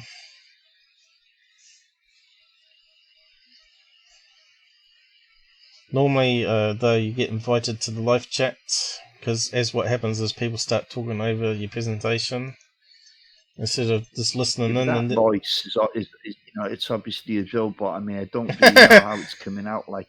But I don't think it is a robot. I just think it's this English is his second language, and it just sounds strange. But no, it's not. No, it's not.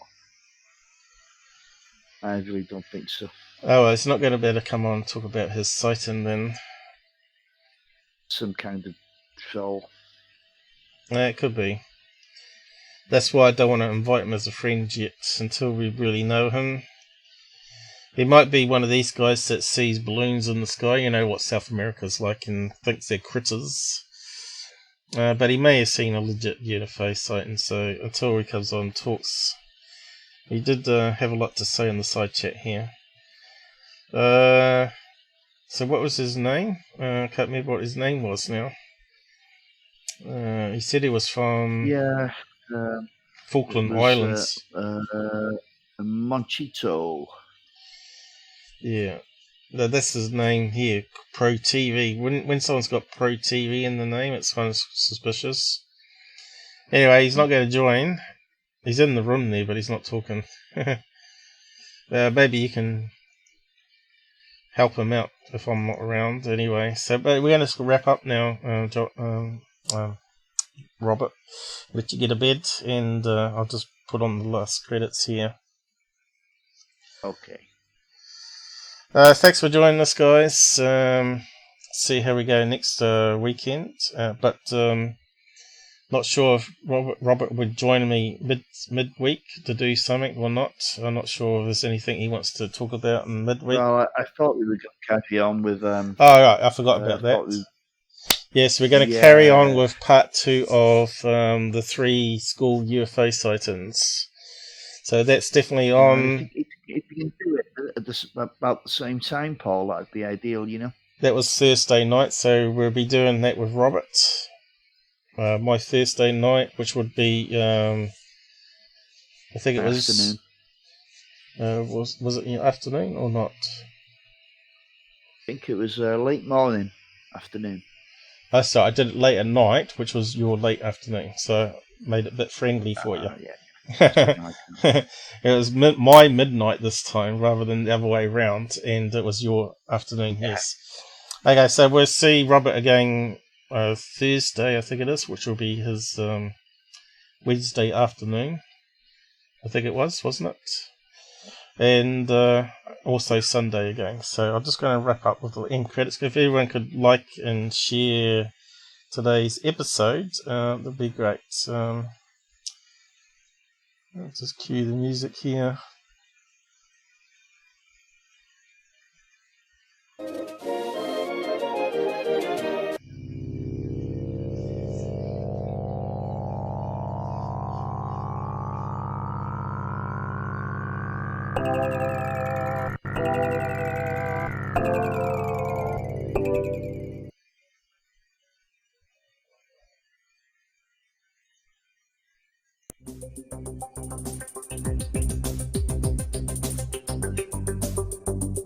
Okay, we just have to wait for the credits to end.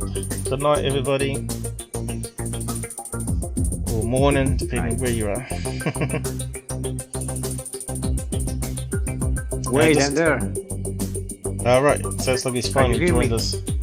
Yes, hang on, mate. We're just wrapping up.